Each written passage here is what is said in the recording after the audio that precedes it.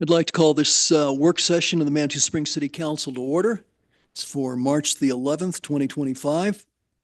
And to those of you in the audience, thanks for waiting while we conducted some executive session business. So I'd like to go ahead and get started. Our first item on the work session is to hear recommendations for the 2025 grant awards presented by the Match Board. Mayor Pro Tem, I believe you ought to comment. Sure. Yes. I recuse myself from this conversation every year, so I will step out of the room. Okay, thank you. Okay. Ralph, you have the floor. Thank you. Ralph Roughton, 114 Palisade Circle, Chair of the Match Board. Mayor Graham and Council, thanks for having us. It's good to be back after another eventful year with the match tax and for our board. Tonight, we're going to present recommendations for more than $456,000 in match allocations. That's actually down a bit from $504,000 last year. There are several reasons for that drop beyond the obvious. Yes, the actual sales tax collections did go down, but we also had some extra carryover funds a year ago that sweetened the match pot and gave us a little bit more money at the end of the process last year to give. And we also had a few expenses that went just a little bit higher than we thought they would this year. Not bad, but just enough that it all added up. And we had prepared for a drop off across the board and money for grants, and that's what happened. And obviously, Becca Davis could explain some of this more. I'm sure you all already know pretty much all of those details. But anyway, let's see here. And it didn't work. Well, if it's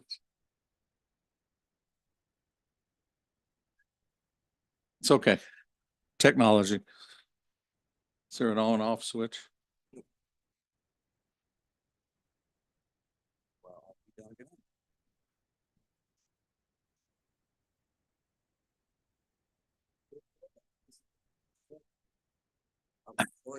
You know, that's fine. Okay. If we could go to the next slide.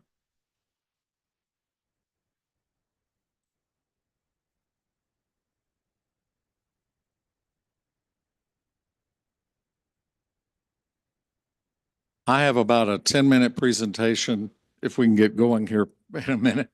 So I'm not going to keep you hanging for a big long time. And then after that, we'll have it be open for questions. Yeah. Just a minute, please. John, Julie, do you have a question or? Okay. Okay, so let's give Ralph our attention. Go ahead, Ralph, Okay. please. The next slide, please, if we can. If not, I can work around this. Okay. This is the annual history slide, which we keep on it every year. It shows how we've progressed since the public vote that approved match in 2019. Next slide. Okay, and then our mission hasn't changed, and neither has the percentage breakdown of Tier 1 and Tier 2, showing that the original concept was solid, and the council's early decisions by most of you on the Tier 1 split have held up. Next slide. Our board continues to be a strong group. You approved 2 new members this past year that made us a better group in 2024. For the Tier 1s, the Carnegie Library and Hiawatha Garden needs have swung back and forth. So their funding has fluctuated. This time it favors Hiawatha. For the other Tier 1s, the Manitou Arts Center, Miramont Castle, and Manitou Springs Heritage Museum, the numbers have not bounced so much. They've just gone up each year until this year, where for them it has dropped from, we went a little over 50,000 last year for each of those 3, and that goes down to just a little bit below 44,000, 43,798 to be exact. And I should add here that for the Tier 1s, we call them recommendations, but really what we're just doing with the match board on tier ones is following the council's established formula for how those funds break down, with the exception of how the Hiawatha and Library have gone back and forth. For the tier two competitive grants, we also have a little bit lower total this year, 164,000. And remember also that we extended our grant period this one time to 15 months instead of 12, taking us through March 2026 and allowing the Manning Awards and Carnival, among others, to get funding in advance instead of always after the fact. So starting next year, we'll go back to a 12-month cycle covering programs and projects from April through the following March and annually. We've talked before about our online site, which is one of the best parts, we think, of the match program. It's used by the public filing applications and for the board in evaluating and grading requests, as well as the project completion reports later. This site is available to you on council for read-only access if you'd like. And if you want to follow up on that, Kenzie Watts from our board, if you'd like to look at it or any particular applications or whatever, that's available for you. Okay. Okay, slide 8. Ralph, can I ask you a question Sure. real quick? The numbers, I believe, for the Carnegie Library and the Hiawatha Gardens, those numbers are transposed, are they not? Yes, they are. Okay, I just, Yeah. before you Yeah. waltzed into this, I There are just, two, I there are figured two that there was problems just a on this, typo on this that slide that Thank you. we'll, Okay. we'll get corrected. One of them is that the breakdown there for, that should be 10,000 for Carnegie Library, which is what was requested to help set up a maintenance fund, and with Hiawatha now getting into higher gear with planning and everything for the rest of the that 55% available, which is 150,592 for them. Mayor, am I allowed to ask questions or do you want me to hold them? Just hang on. Ralph, would you be willing to entertain a question here? Yeah, what I'm kind of hoping to do is roll through this and then get the other board members up here and we can all deal with the questions. But Okay, so so- when I have a question about, you said the established formula, except not really for Carnegie and not really for Hiawatha, but it's the Okay, established okay. formula. We And you can- didn't expand on that, so I have no idea what the established formula supposedly is. And I'm guessing maybe it's 55% to be divided with it. I don't know. Yeah, But that I was can the way wait until council all the set it board up. members say their Okay. spiel and I'll try to remember to come back Now, to it. council set that up 4 years ago of 55% for Carnegie and Hiawatha. The initial idea was that of 55% of the tier one money, and the initial plan was that it would be divided evenly. And then that lasted for like 1 year, and then every year since, it's either been that the library didn't need much, if any, money, or Hiawatha didn't need it. Like last year, Hiawatha's number was 0, and all the money went to the library. So that's, again, and that's not something that the match board plays with. That's, So the match board's understanding is that you're required to set aside 55% of the tier one money and to allocate it between the library and Hiawatha.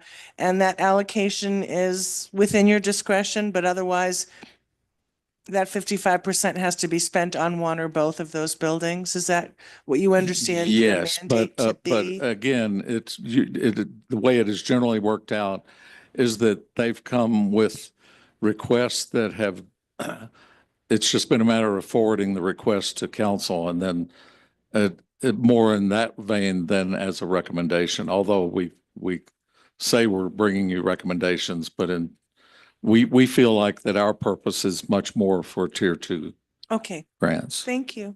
Sure. The other error that I want to point out under the 45% is that certainly Match is not getting $43,000 back. That should be MAC, the Manitou Arts Center, as one of the three there sharing the 45%. Okay.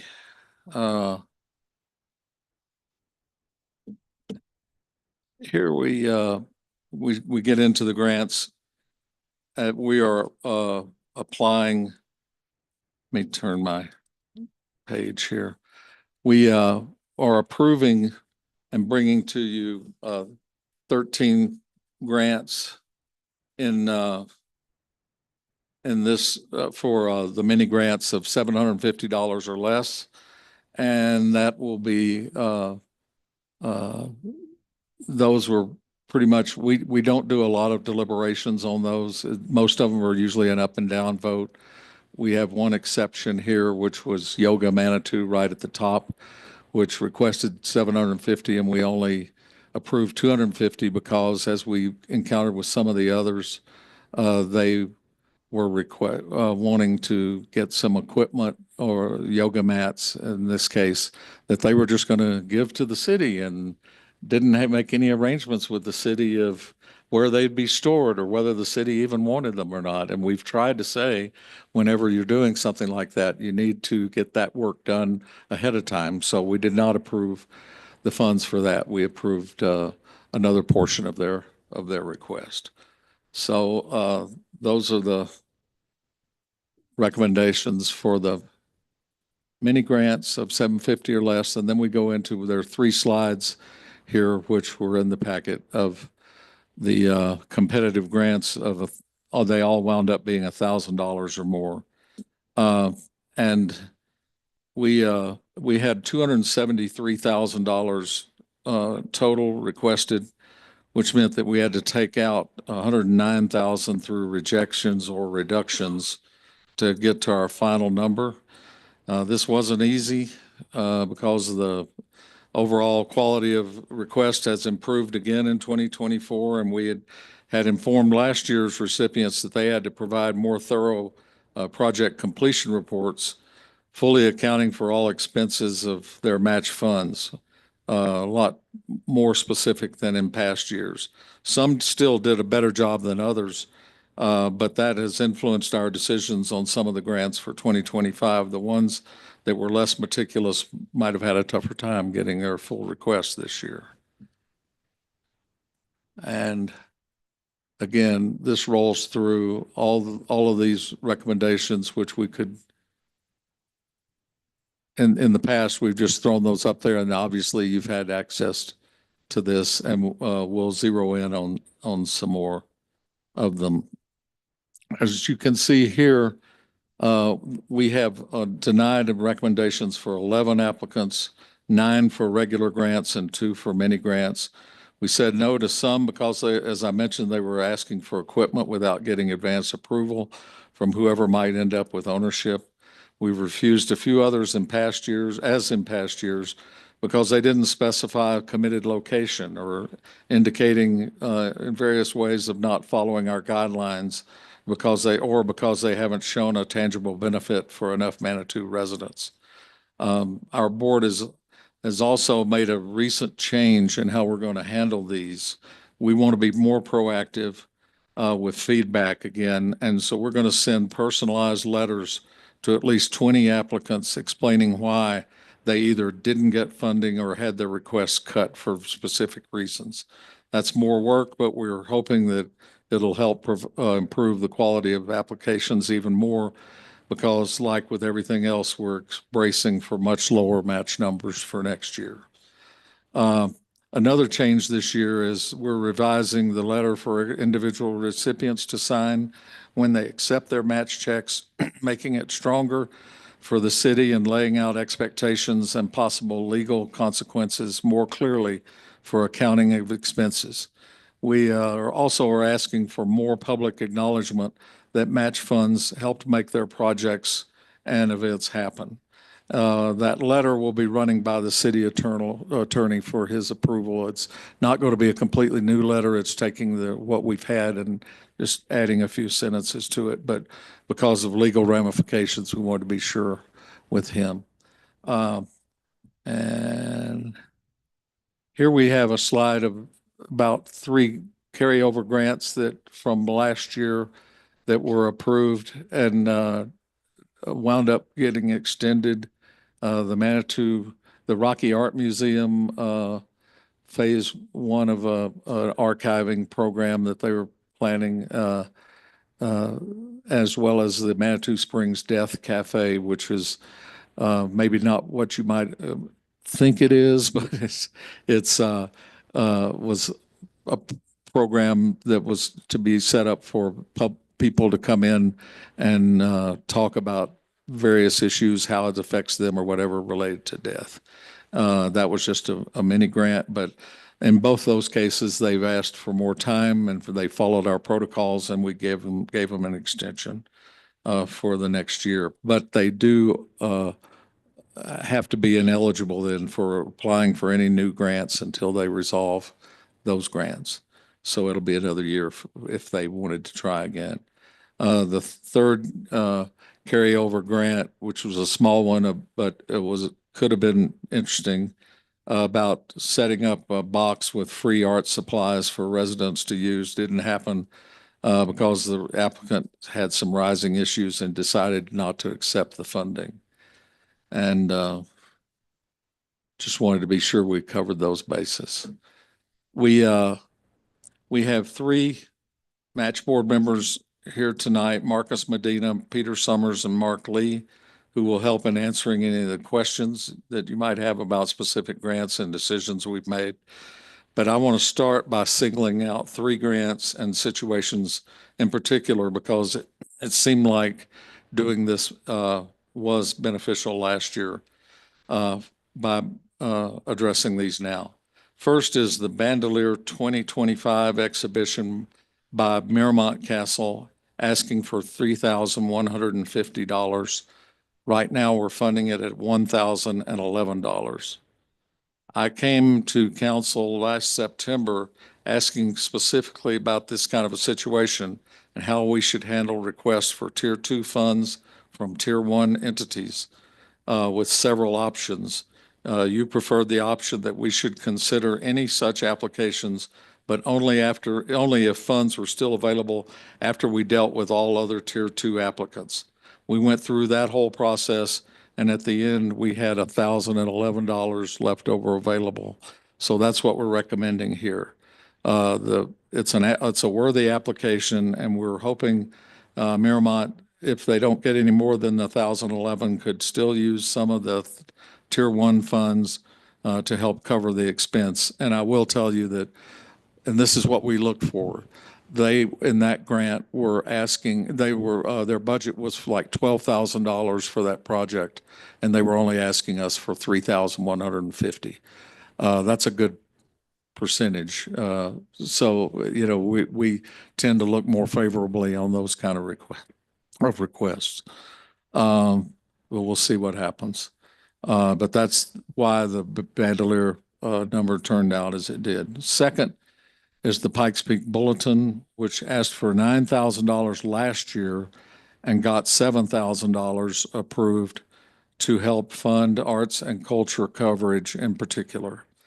This time their request jumped up to $24,000, which was our biggest single request for 2025. We gave it a thorough evaluation, and we can discuss it further if needed. But in the end, balancing it with all the other applicants and other projects, we settled on staying at the same $7,000 as we recommended last year, and you approved. Finally, is a project called Gift Bags for the Homeless. This was a request for $5,000, and it was different than from any other request in our 5-year match history. We've had 2 extensive debates among the match board members trying to determine a consensus.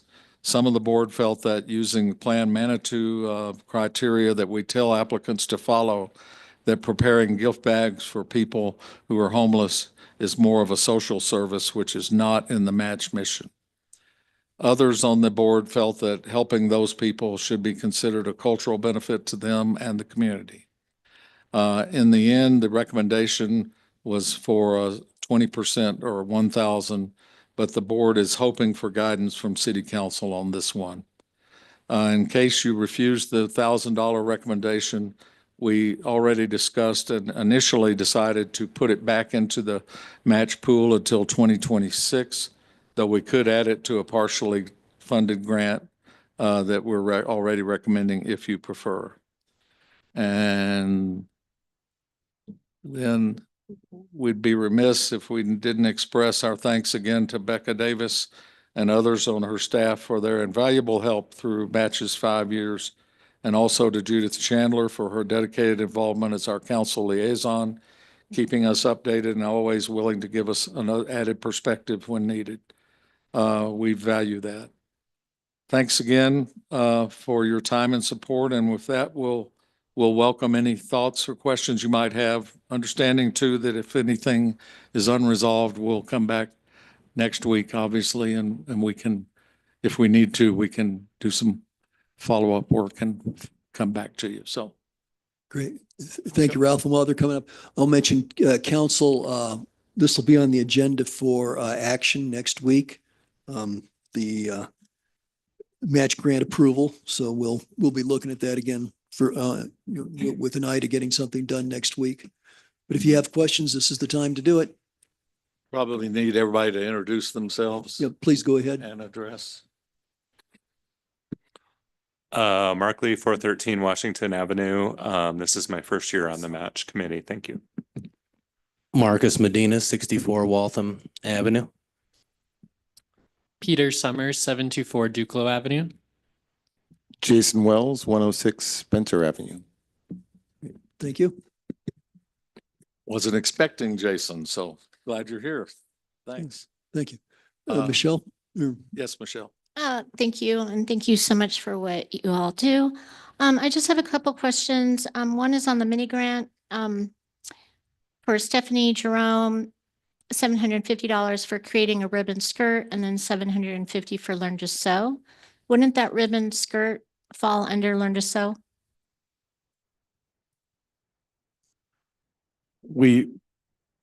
Anybody else want to take a run at this, or I will? I would just tell you that it came up at the time and probably there will be direction in a letter saying that in the future, something like that should be a regular grant request that would include them both. Okay. And then the other one, Steve Wood, what is Fab Lab program? What does FAB stand for? Fabrication? Fabrication, thank you, Counselor. And the Fab Lab is done at the MAC, and it's a great program where kids can get to learn to use some tools, make some little projects that they could take home, and it's a good almost like after school activity for them to learn how to Wednesdays. on Okay, Wednesdays. awesome. Yeah. And then the last one, Adriana Rincon, Sacred Manitou. I'm sorry, I can't talk all of a sudden. Mural art, is it a booth camp or boot camp?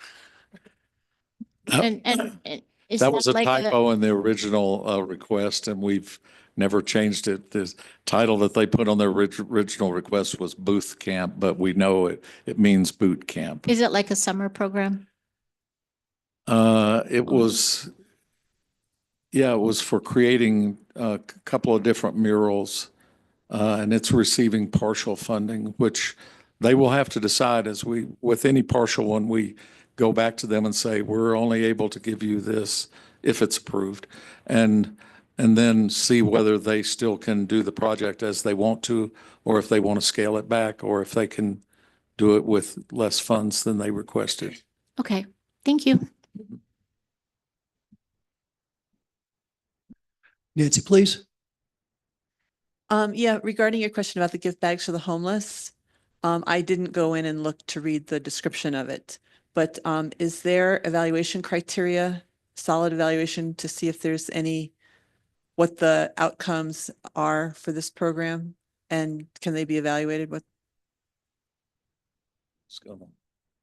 On the surface, I'm supportive of your $1,000 and I'm very curious to see how it will go. But I think it's important to have some specific outcomes that can be evaluated. I don't know about specific outcomes, but I know that she's been doing it since 2019. and without match, and she's been successful, and it slowly grows a little bit more each year.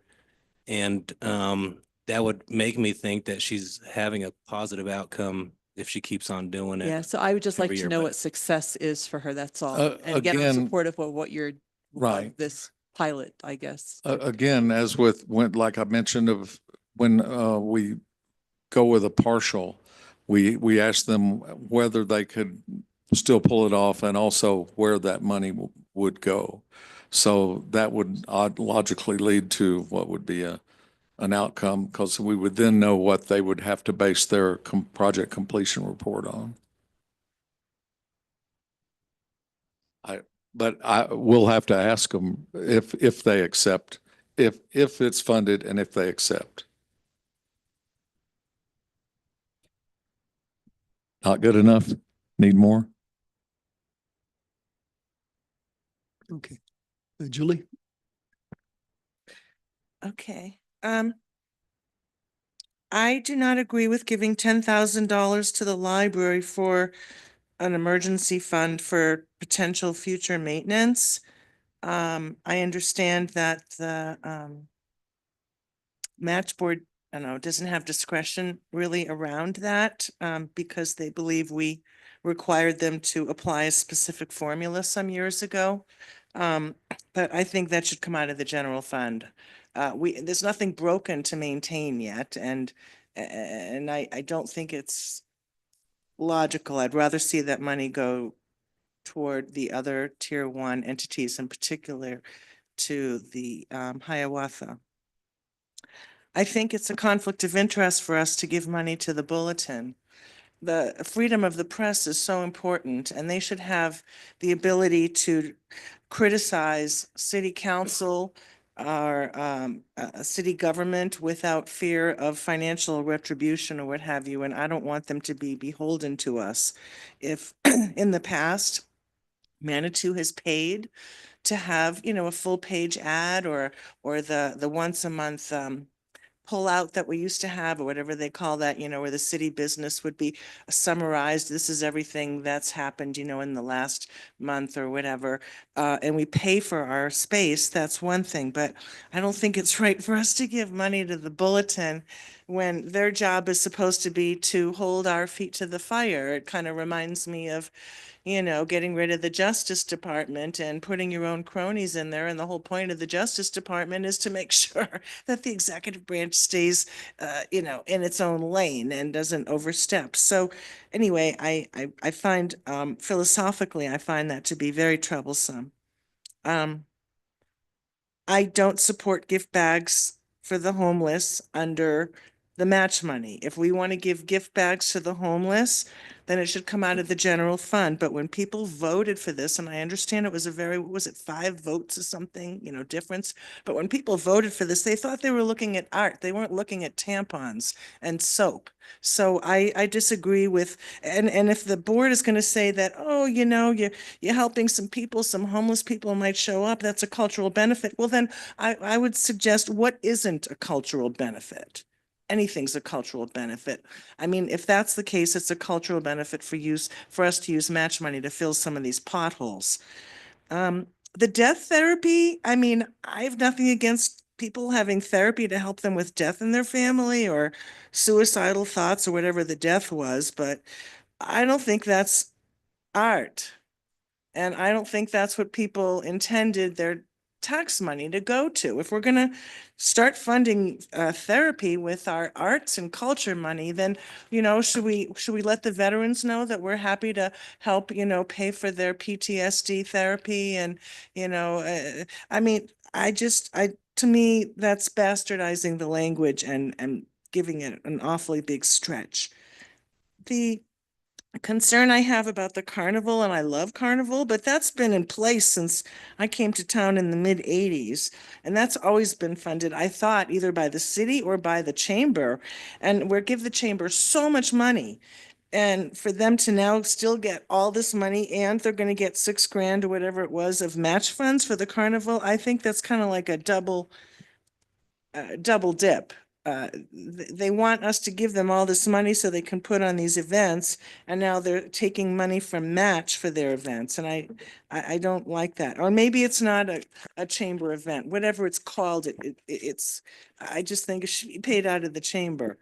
I would like, and I just shared my thoughts on this with Ralph earlier today. I would like them in the future, and I realize there's going to be so much less money going forward, but still, for them to advertise that they really want to encourage people to submit applications that will provide shoulder or off-season events, because we already have so much going on in the summer and so many cars here in the summer and so many people. I don't know if we have to spend more money to get more stuff happening in the summer, for God's sakes, even though 99% of this is all summer stuff. But in the future, for them to maybe reach out to potential applicants to say that off-season events would really be seriously considered. I was just curious to know if anybody knows the money that was for Judy Piazza, the almost $3,500. Is that to pay her? Is that like a salary thing? What is she going to do with that money? I mean, I know what she does. For which one? Judy Piazza. Yeah, She but- does the drumming, whatever that thing is called. Let's see, what did you call it? Soul Songs and Healing Sound for Hope, Restoration, and Renewal. $3,380. What is that for? Is that just to pay her? I'm pulling up the budget right now. You want to? Thank you. So in her budget, as on the application, it has a venue fee for where she's going to be putting on her events, and the planning prep, and then the music facilitator fee of a total of $4,440. And she requested $3,840 from the match. And how much of that, how much is she saying is her venue fee? 800 of that. So 3,380 minus 800, the rest is to pay her to do this gig? Is that right? Music director? No, What? planning prep, but then also the facilitator, the fees of paying musicians to perform. It was like, it says on here, 8 at $375 each. Okay. It's a long, So you know, she's having musicians present. I see, because usually she just does this kind of group thing. And the venue is at Sunwater Spa, is that right? yeah. Okay. And then Smoke Indigenous Peoples' Day, to me, that seemed like something that should come out of the chamber budget. We give them so much money. It's such a worthy cause. I think that's what chambers do. And if that's not the case, I want to know, well, why don't we fund everything for the chamber, all their events, and we can just, with match money, and then we can just deduct that from the budget that we give them. But when we give them all this money, I thought it was to do all these events, but now if these events are going to be paid with match money, I'd like to reconsider their budget. And then the other issue that I'd like to have a chance to talk about with my fellow colleagues here is the Rocky Museum money. I was the one person who didn't support painting the Rocky building, because there are a lot of buildings that could be painted, and I don't see the point. But we gave them all that money to paint the building, and now we're going to give them thousands of dollars so that they can make a checklist of all of the paintings and identify them by name and maybe by year they were painted, possibly. I mean, I don't see the community benefit. I can't imagine anyone walking into that museum and saying, I'd really like to see a list of a compilation of every piece of work that Rocky's ever done. Can you show that to me? I mean, I don't see that as a community benefit. And that's my commentary. Let's let the board members respond to those Yeah. questions.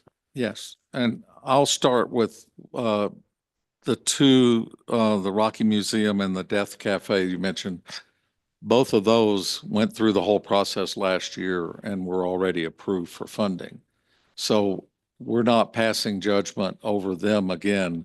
All we did was give them an extension of their grant that was approved and did go through council last year. So we'd have to be rescinding that in order to change their status. But as of now, those two are still approved and planning to go ahead. If not, they'll give the money back.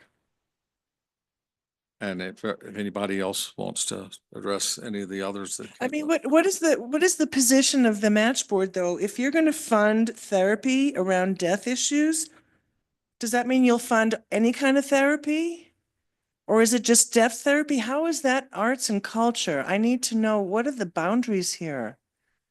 What are the Okay, again, parameters? you're asking me to, after we just went through evaluating 59 projects for this year, to go back and try to remember what we talked about last year. And I don't honestly Well, remember. I just don't honestly know how therapy is but, art, but I can tell you that when an event is a mini grant of $750 or less, and it's going to be happening in Manitou and helping, intended to help people who are, local residents, we tend to look favorably on those, and we haven't tried to be very heavy-handed or micromanagers in terms of getting down into the nitty-gritty of exactly what's going to be on the program. That's how I would put it. Could I add to that, please? Yeah, Nancy, please. Two things. One, Julie, I know when I literally call that I go to flute therapy, that when I go to flute choir, that's therapy for me. And I would also say, for instance, so I think art is a way of providing therapy. Secondly, I think that anyone who went to the mandala making at the art center earlier this year would say that was absolutely therapy through art. So I don't know exactly what the death therapy does, but I do think that it absolutely has a role. oh, I would agree that art can be therapeutic. I'm not objecting to that, but when I spoke with Ralph about it this afternoon, the sense I had was that it's, you sit around and you talk therapy. And I thought, really, that's art? But I guess it was already approved last year. It was an oversight, or maybe I brought it up and I don't remember. So it's kind of water under the bridge at this point, I guess. But why? Excuse me, Julie, Jason, did you have something you wanted to respond to on that? Whenever the time is right. Okay, sorry. Go ahead, Julie, then. And then I'm not anti-carnival or anti-Indigenous Peoples' Day or anti-wine festival or anti, Clay Fest, or what is it called? The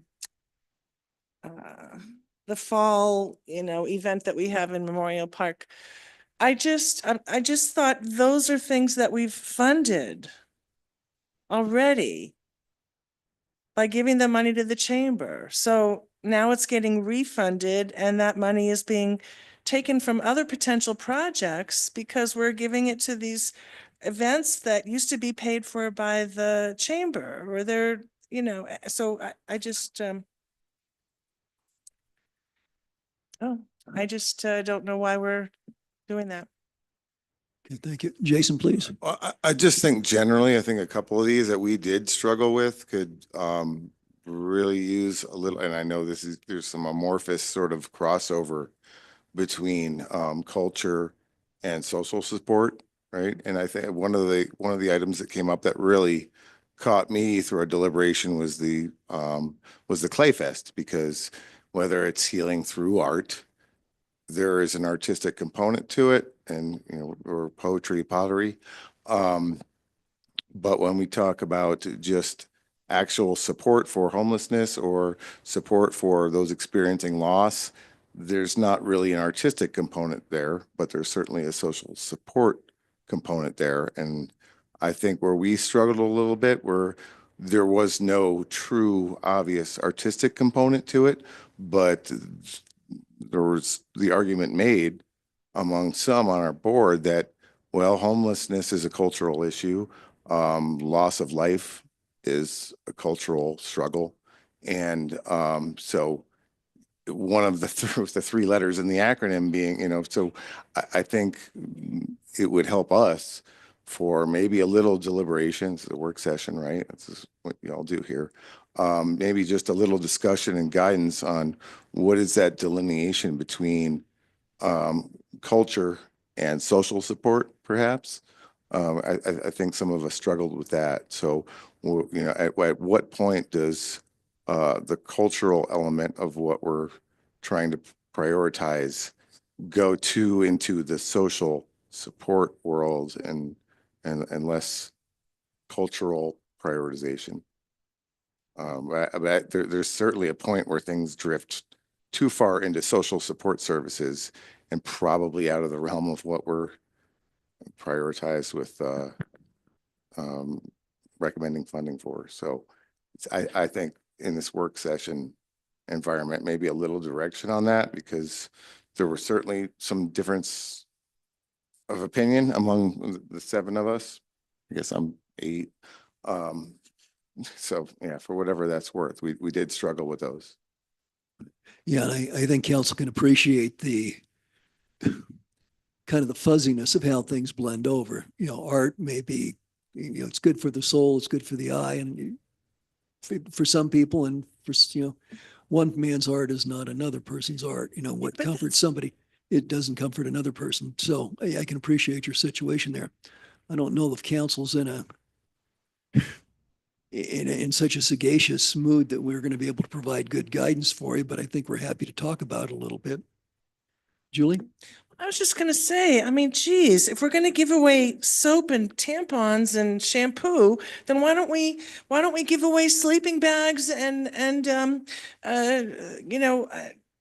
butane containers, and why don't I mean, when people vote that they want their tax money to be used for art, and we're using it to give away to people for things that obviously aren't art, what are you going to say? Well, you can't do art if you don't have clean hands, so we're going to give away soap, and then maybe the homeless people will do some little artsy fartsy things in the park in the afternoon. I mean, give me a break.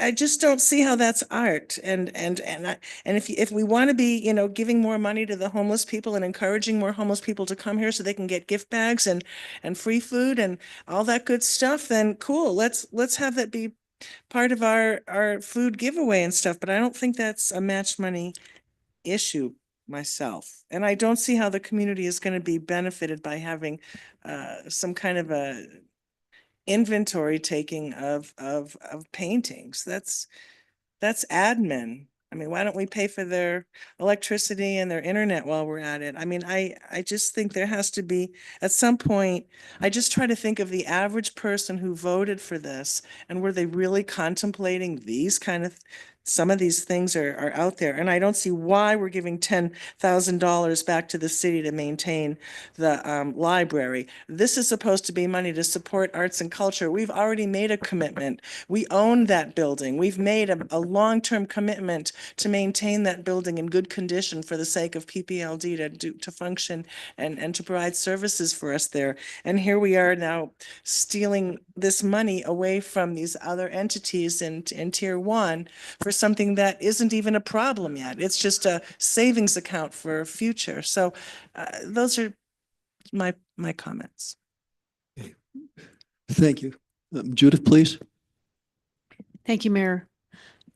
First, I'd like to just thank you for your incredible work. I have the privilege of listening to the debate, and it's just amazing the skill and dedication that each board member and alternate brings to it. So I just also want to gently remind council that there were 59 applications this year, of which 48 are being considered. That's an awful lot of information to have in your brain. So that said, I also want to remind council that their open meetings, that match is an open meeting, and I highly recommend council members zoom in and listen to the really robust, intense, and impassioned conversation that happened with these grants. So I just want to put that out there. And because I had the privilege of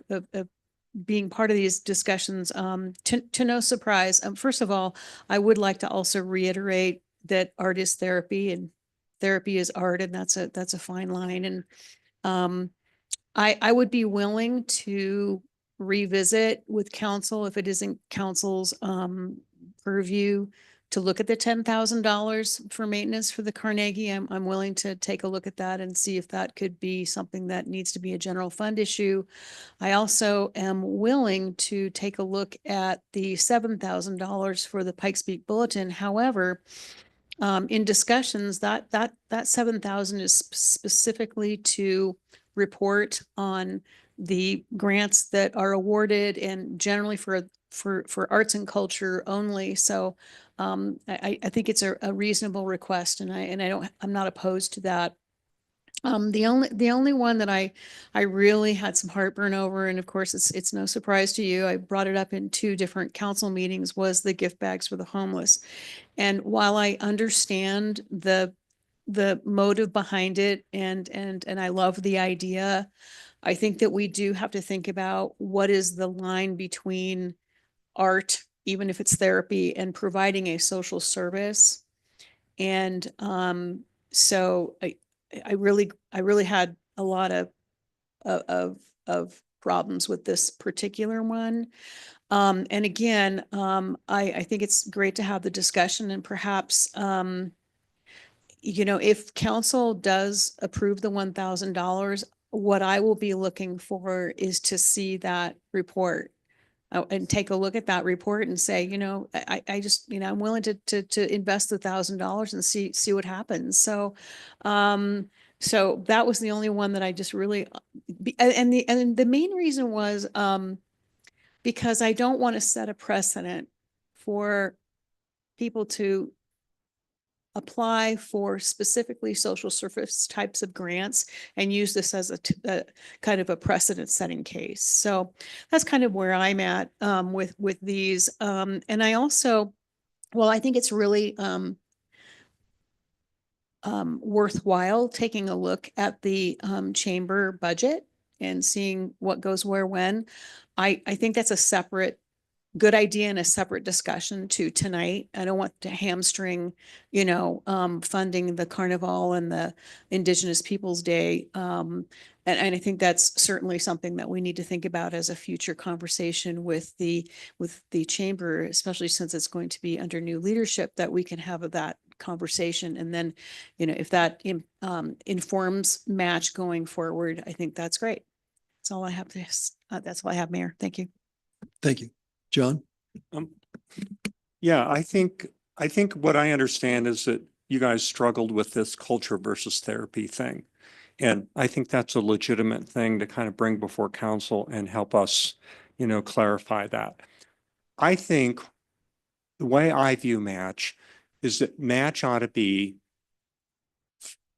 Manitou focused, primarily serving our residents. Okay, it's us that's paying the taxes. It's us that's collecting the taxes. So I hope I think that's a part, It is. The paradigm. So to me, I think the way I differentiate it is that I think accessibility to any of these programs ought to be as barrier-free as possible. So that if you are limited in income, okay, that you be able to access any of these events or art projects or whatever they would be. Okay, not necessarily that the tickets are reduced in price so that everybody essentially can have, so even somebody who is well-heeled just has a lower admission charge. And so, and essentially, you see what I mean? We're somewhat kind of making it seem like that it's accessible to lower income people, when in reality, we're sort of kind of subsidizing higher income people and giving kind of lower income people a little bit of a cut. So I guess my philosophy is that as many of these events, I think we ought to strive to make them to be completely open and barrier-free to Manitou people, regardless of their means. Okay. So to me, I don't want to conflate essentially that I get it that art is therapy, but I don't think that therapy is necessarily art. Okay. And so I think that's where kind of the guidance is in this kind of thing, that if it's primarily a therapy thing, okay, and because you need to access therapy because you've had a loss in your family, I don't think that's enough accessibility rubric for everybody to access. Okay. So I think that maybe, I don't know if that helps. I think this is and I guess I struggle and I think anybody who knows me totally believes that, and this council, you know, issued a proclamation, okay, in the last few weeks about kind of our value system and whatnot. And I really believe that every member on this council believes in every one of those bullet items fully, completely, okay, in terms of people in our community, in terms of whether it's dignity or whether they have, you know, housing or food or warmth or whatever. And I would be shocked if somebody came before this council and said, you know what, we have a hunger need in our community, that this council wouldn't seriously figure out how to fund it in some way. Okay.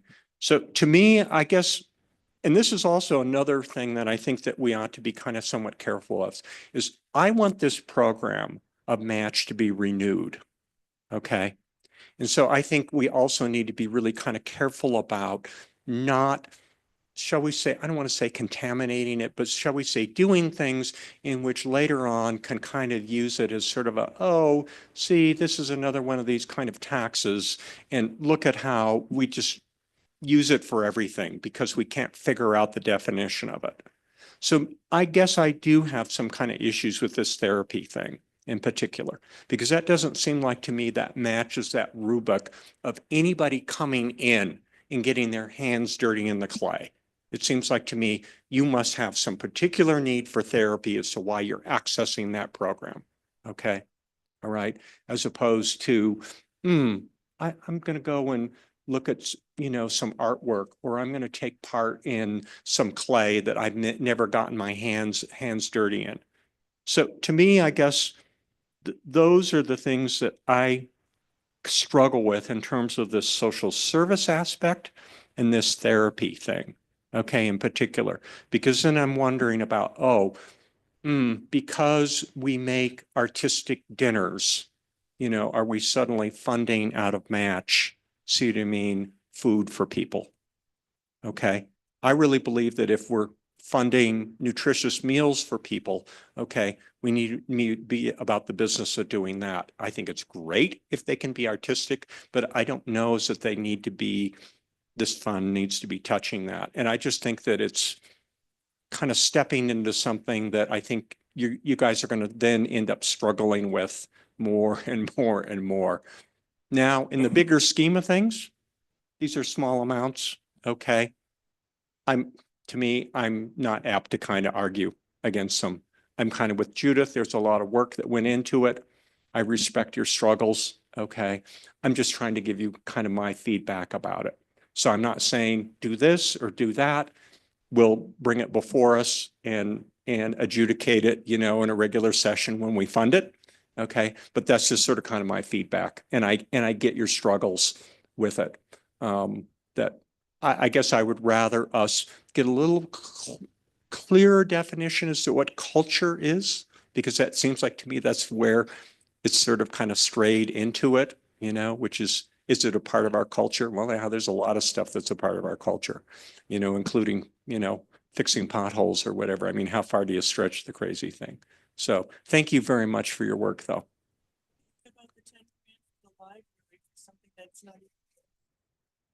Well, if I'll put it this way, I have a problem putting away money for maintenance, okay, and that kind of thing, when it's just, I always have a pain of us putting money on the shelf and not producing a product. Okay. So that's my biggest pain with that one there. I guess I just don't see, I think there are some needs in this community, and I'd rather see those needs in the community met in 2025, not in some slush fund of what if it happens. That to me, just there, that one there is particularly a little sketchy to me in terms of being a little amorphous. Okay. And given that we've invested millions of dollars in that brand new building, gosh, I would hope that our warranty on all that stuff is kind of good for a few years. So that's my thought on that one. Thank you, Julie. Yes, I'd like to make a couple comments here. First off, the formula is 55% of the tier one money goes to city buildings. Now, when we took office in January of 2020, you remember one of the first things we did, and I mean, it's Julie, John, Judith, and I, we were new. Nancy, you were the only person who wasn't was seated prior to that, but the five of us, we're the ones who voted for match, and that came into being then. I mean, we couldn't actually start collecting tax until July. But prior to that, the suggestion by the proponents of the match proposal was that 50% of the tier one money go to the library and 5% go to Hiawatha Gardens. Okay, somewhere along there, there got to be this idea that the 55% would be amalgamated and be used for the two city buildings. That didn't come before city council. I would have remembered it. So it was kind of like a 27.5% split between those two buildings. I was more of a proponent certainly for the library and for the Hiawatha Gardens. Now we're in a different situation. The library is in good shape. Okay. Hiawatha Gardens needs help. And it was gracious of the Hiawatha Gardens proponents. I guess it was 2 years ago, they said that they would not take the money and give it to the library so we could get the library done. Now I'm happy to reciprocate and direct money to the Hiawatha Gardens so we can get that done. And we're close. God, we're so close to getting that. Well, 1.4 million is what we need to make up. So that's not close, but we're closer than we've been. And at least the goalposts are in sight. So that's kind of my thinking there. But there was a little bit of some proposal there that did not come before city council. I don't know if it was the match committee or what, but that's what I remember. And I would be I'm pretty confident that the council never decided to split the money evenly between those two operations. It's not a question anymore. So let's move on. One of the comments, there were several of the events were sort of attributed to the Chamber of Commerce, one of which being Indigenous Peoples Day. And I can tell you that never got Chamber of Commerce money previously. It would not have gotten, it didn't get any money prior to the match donation. It has gotten money since then, but that's been certainly augmented by support from private sector people. Sunwater Spa in particular has been very generous over the years. So that money I know has been, then that's one that I deal with, so I know that one pretty well. That's been multiplied. I think that's one of the things that you look for as a board, how much additional support, how much leverage can you get out of the funding that you provide to an organization or an event. So that's good. And I think that's something that's worked well. Jen, I saw you had your hand up on behalf of the chamber. Maybe it might not hurt for you to come up and clarify a couple things here. Yeah, why don't you come up in the mic? I mean, let's kick ideas around. Let's get things clarified. Thank you, Jenna Gallus, 106 Spencer Avenue. I just wanted to clarify a few things I heard this evening.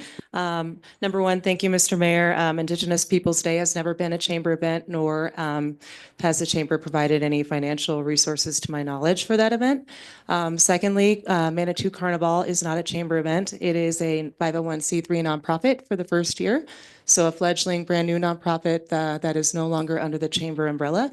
So I wanted to clarify that as well. It is 100% volunteer run by the community for the community. So thank you. Thank you. I think that was helpful. Other council comments here? Julie, yeah. So Jen, if you would just help me to clarify. So before the 501c3 was established, where did the money come from for Carnival?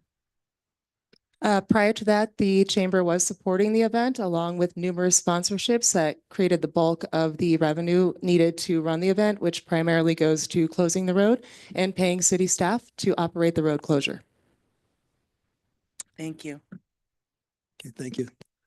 Other council comments? There have been a number of questions and comments and that sort of thing. I don't know if we gave you guys the opportunity to respond to everything. So I was just going to say, for starters, and it's open to anybody, but that The debate about social services, I think will be good to come up in the, what we call off-season to clarify in our guidelines. But I also think that if we're likely to have maybe half the funding next year that we've, been used to having here the last few years, this is a problem that might solve itself by the fact that we're not going to be able to fund nearly as many requests, and we're going to have to partially fund a lot that we've been fully funding. Good point. John? You know what, Ralph? And Denise knows this, okay, because she and I have been working on these numbers. The issues that are going on in the national thing that are very disconcerting to me on a daily basis. I'm absolutely committed to this community that we will not somehow figure out how to have a almost 40% reduction in our general fund. I am working very hard, okay? And so I'm hoping I can actually prove you wrong, Okay. okay? So I just would dare be me. happy. Just dare me, We would okay? all love right? that. Because I believe we can figure this out, okay? And I'm not looking for magic to do it, okay? And Denise and I are working very hard on some ideas. And, I think we'll be probably rolling them out here in the next, 2 months, if closer than that. And I'm hoping that we can close the gap. Thank you. Great. Thank you. Anyone else? Yeah, Jason, please. You want to go first, Jason? I guess I just wanted to speak to the bulletin request because that was one I really struggled with, and given Ralph's pass there, maybe it'd be better for someone maybe further detached from that publication. Jason, could you just get a little closer to the mic? Yeah, there? yeah. I'm sorry. The bulletin request, I did struggle with that one. I'm just thinking maybe since given Ralph's pass with the publication, be better for me to speak to that because I did struggle with it. It was a big ask, particularly relative to last year. And it feels a little odd, right, for your local publication to be asking the government that it covers for underwriting funds. The fact that it has reorganized as a nonprofit, I think, played largely into my deliberation on that one. I guess I consider the fact that what's happening to just local print media in particularly nationally and just how detrimental that is to information flow. That really weighed on me. And they say what democracy dies in darkness, right? And arguably that kind of plays out in the local level. I think the fact that it is operating as a nonprofit, to me as a citizen, means I'm willing to do whatever I can as a taxpayer, as a sales tax collector from visitors that'll fund our local media. That played heavily into my decision to recommend further funding. I think it does need to be self-supporting somehow. I understand the awkwardness of a government funding its primary local media outlet, but if it were to wither and die, I think the cost benefit analysis on that was really, for me, really a deciding factor to continue to recommend underwriting. I think full funding would have been, what was that, fourfold relative to last year's request? I mean, it's going to have to find its way, but I think it's important for everyone to recognize that it is operating as a nonprofit organization. And for me as a citizen, keeping that local information beacon alive is worth it to me as a citizen, and as someone recommending to you all that we do what we can to keep holding it up until it can to find its way. Is there a conflict for a government funding its primary news outlet? Perhaps, but the alternative, I think when it comes to the bulletin, it's something we need to continue thinking about and really keeping an eye on and figuring out what we can do to continue supporting its vitality, and maybe print media just ain't gonna make it, but what then?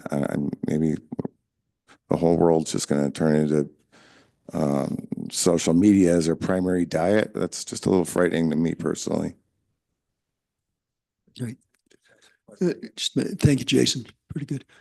John, you have a quick comment? I guess I understood that this proposal was primarily to advertise and get involvement in the match programs. Is that not correct? That's the way they worded it. Yeah, in the proposal, they had originally asked for the full 1-page ad for the match events, community, diving into, upcoming things with like a calendar of future events and stuff. And we had shied away from the full $24,000 in lieu of reinstituting last year's accepted council decision of $7,000. So that's what we had, and we are recommending for council the same from last year. And Jason, I am completely sympathetic to everything you said, 100%. Okay. I'm very concerned about local media and things like that. And actually some of the comments earlier that, it's sort of the fifth estate, that you kind of expect that you can have some media in which government has some independent scrutiny in terms of what's going on down here in City Hall. And we need that accountability. And I think this council accepts that accountability. I think there's a reasonable nexus with this money being used to advertise, encourage involvement in the match supported initiatives and whatnot. I think that's enough for me to fund that kind of thing. If there's some reasonable nexus, okay, and we're not kind of getting beyond that boundary in terms of that. And I think that's a reasonable thing, that if we don't have that advertisement for these kind of things, we're going to have less participation and less involvement in it. So that's the way I would kind of view it. So I think if there's a reasonable nexus there, and I'm not going to get into whether it's within $100 or $1,000 or something like that. I think if it's a reasonable match, I think that's a great kind of thing. So thank you. I guess I really hung my hat on, also just to add a little bit, just the culture of an informed public. I really hung my hat on the big C there. And uninformed public is bad for our culture, right? And if we don't have an informed populace, then that's, when it comes to the cultural aspect of what we're charged with doing, having our local media outlet dry up, I don't know what could do more irreparable harm to our little local cultural dynamic here than to not have some sort of local media outlet. So yeah, it's a tough one. And throw that in your discussion about culture. Thank you. Nancy, please. Thank you. First of all, I agree with your slate. I agree with John Shada not to mess with the slate that I plan to vote for it as pretty much as is next week. Just because I don't want you to go changing stuff. I don't want you to have to meet again and go through that crisis. And I know how much effort you put into this. Regarding the Pikes Peak Bulletin, I think that it is valid concern on both sides. What you do have a overhead fund for the match board, do you not, to do maintenance of your software and so on? So just a way that you might achieve all objectives is to put the $7,000 to the Pikes Peak Bulletin into that overhead fund, and just purchase advertisements similar what the school does, so that there's something of a firewall between just giving them a grant and controlling it here somewhat. So just a thought. Thanks. Good thought, Nancy. Thank you. Council, other comments, thoughts? Gentlemen, any Any thoughts, anything that, I mean, you've been asked a lot of questions. You maybe didn't have a chance to respond to everything. You may have follow-on thoughts that you want to share with us. It's a good time. Mark? I was gonna add a little bit on the bulletin Mark, can you get a question. little closer to the mic there, please? Absolutely, how's that? That's better. I was gonna add a little bit on the bulletin question, but then Counselor Shada read my mind and pretty much said everything that I was gonna say. But I do think that funding the Pikes Peak Bulletin serves two purposes related to match.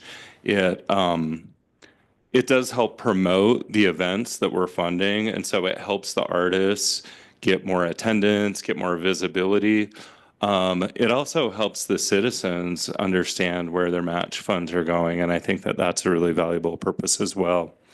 And then I wanted to talk about the gift bag issue again, just very briefly.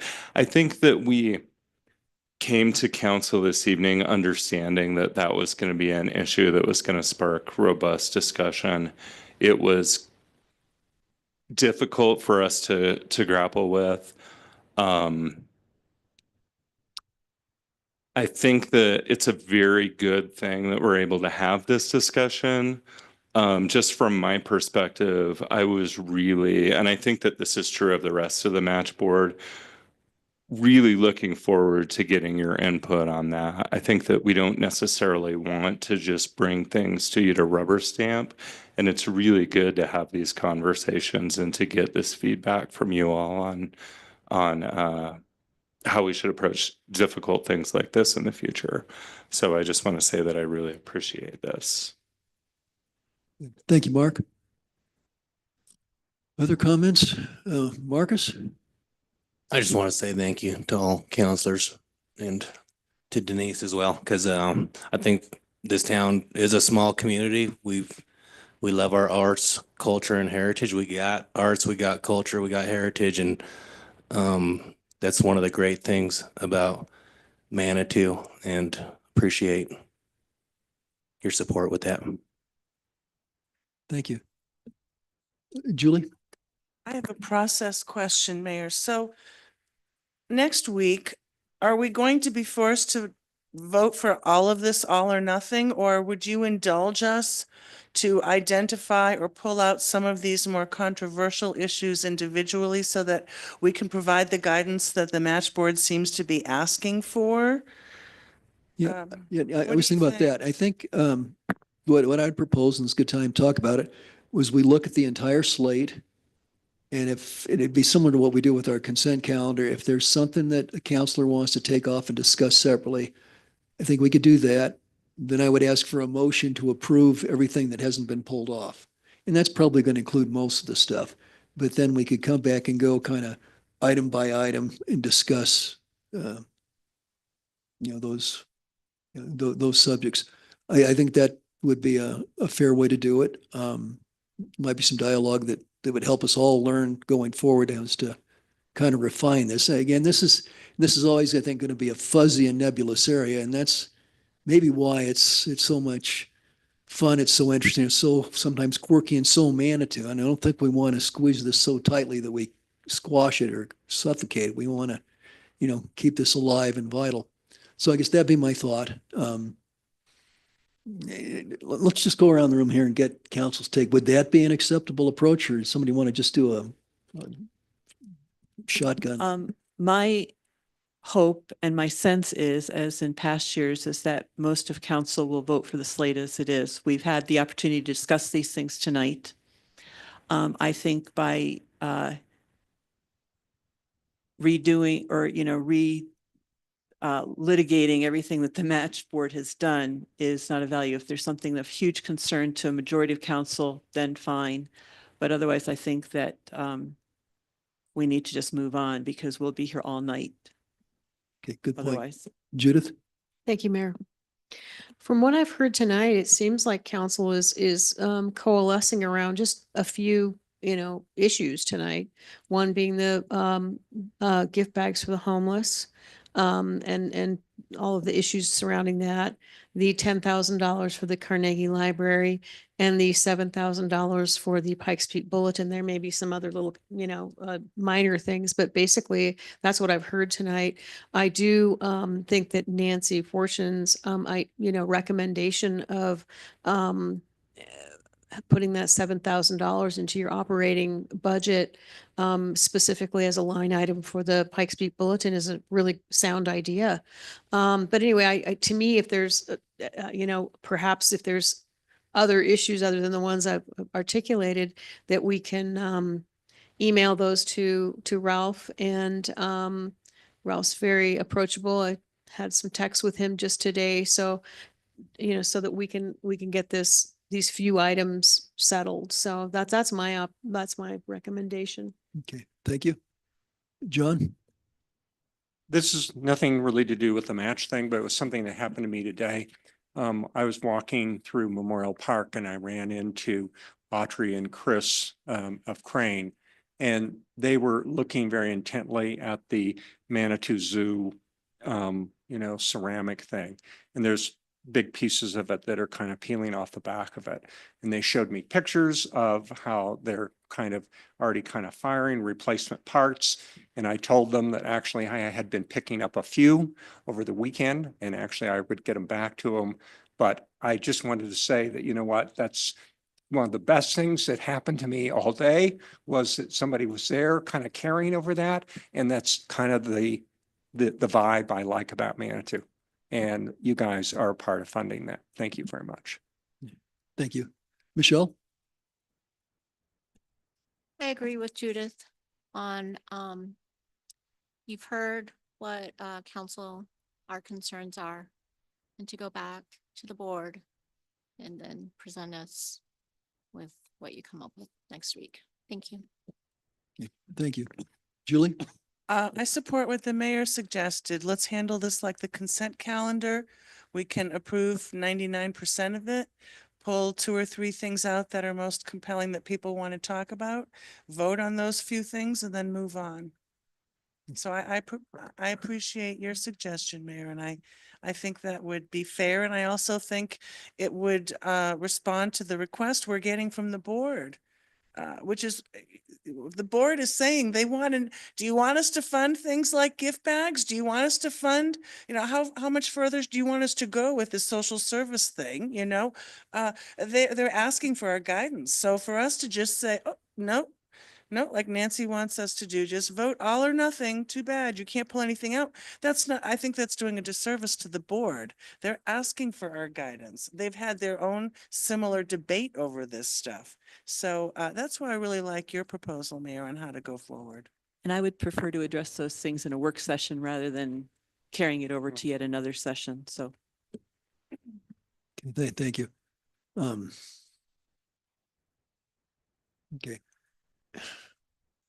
Well, part of my reasoning in suggesting that we take off things for separate discussion is to give council more latitude and potentially more interaction, although really at a regular council meeting, we try to get things done. And this is, work sessions are our time to ask questions and have dialogue. So go ahead, Ralph. If I may, I would also say though, even though, do we want to meet again? No, but we would meet again if we need to.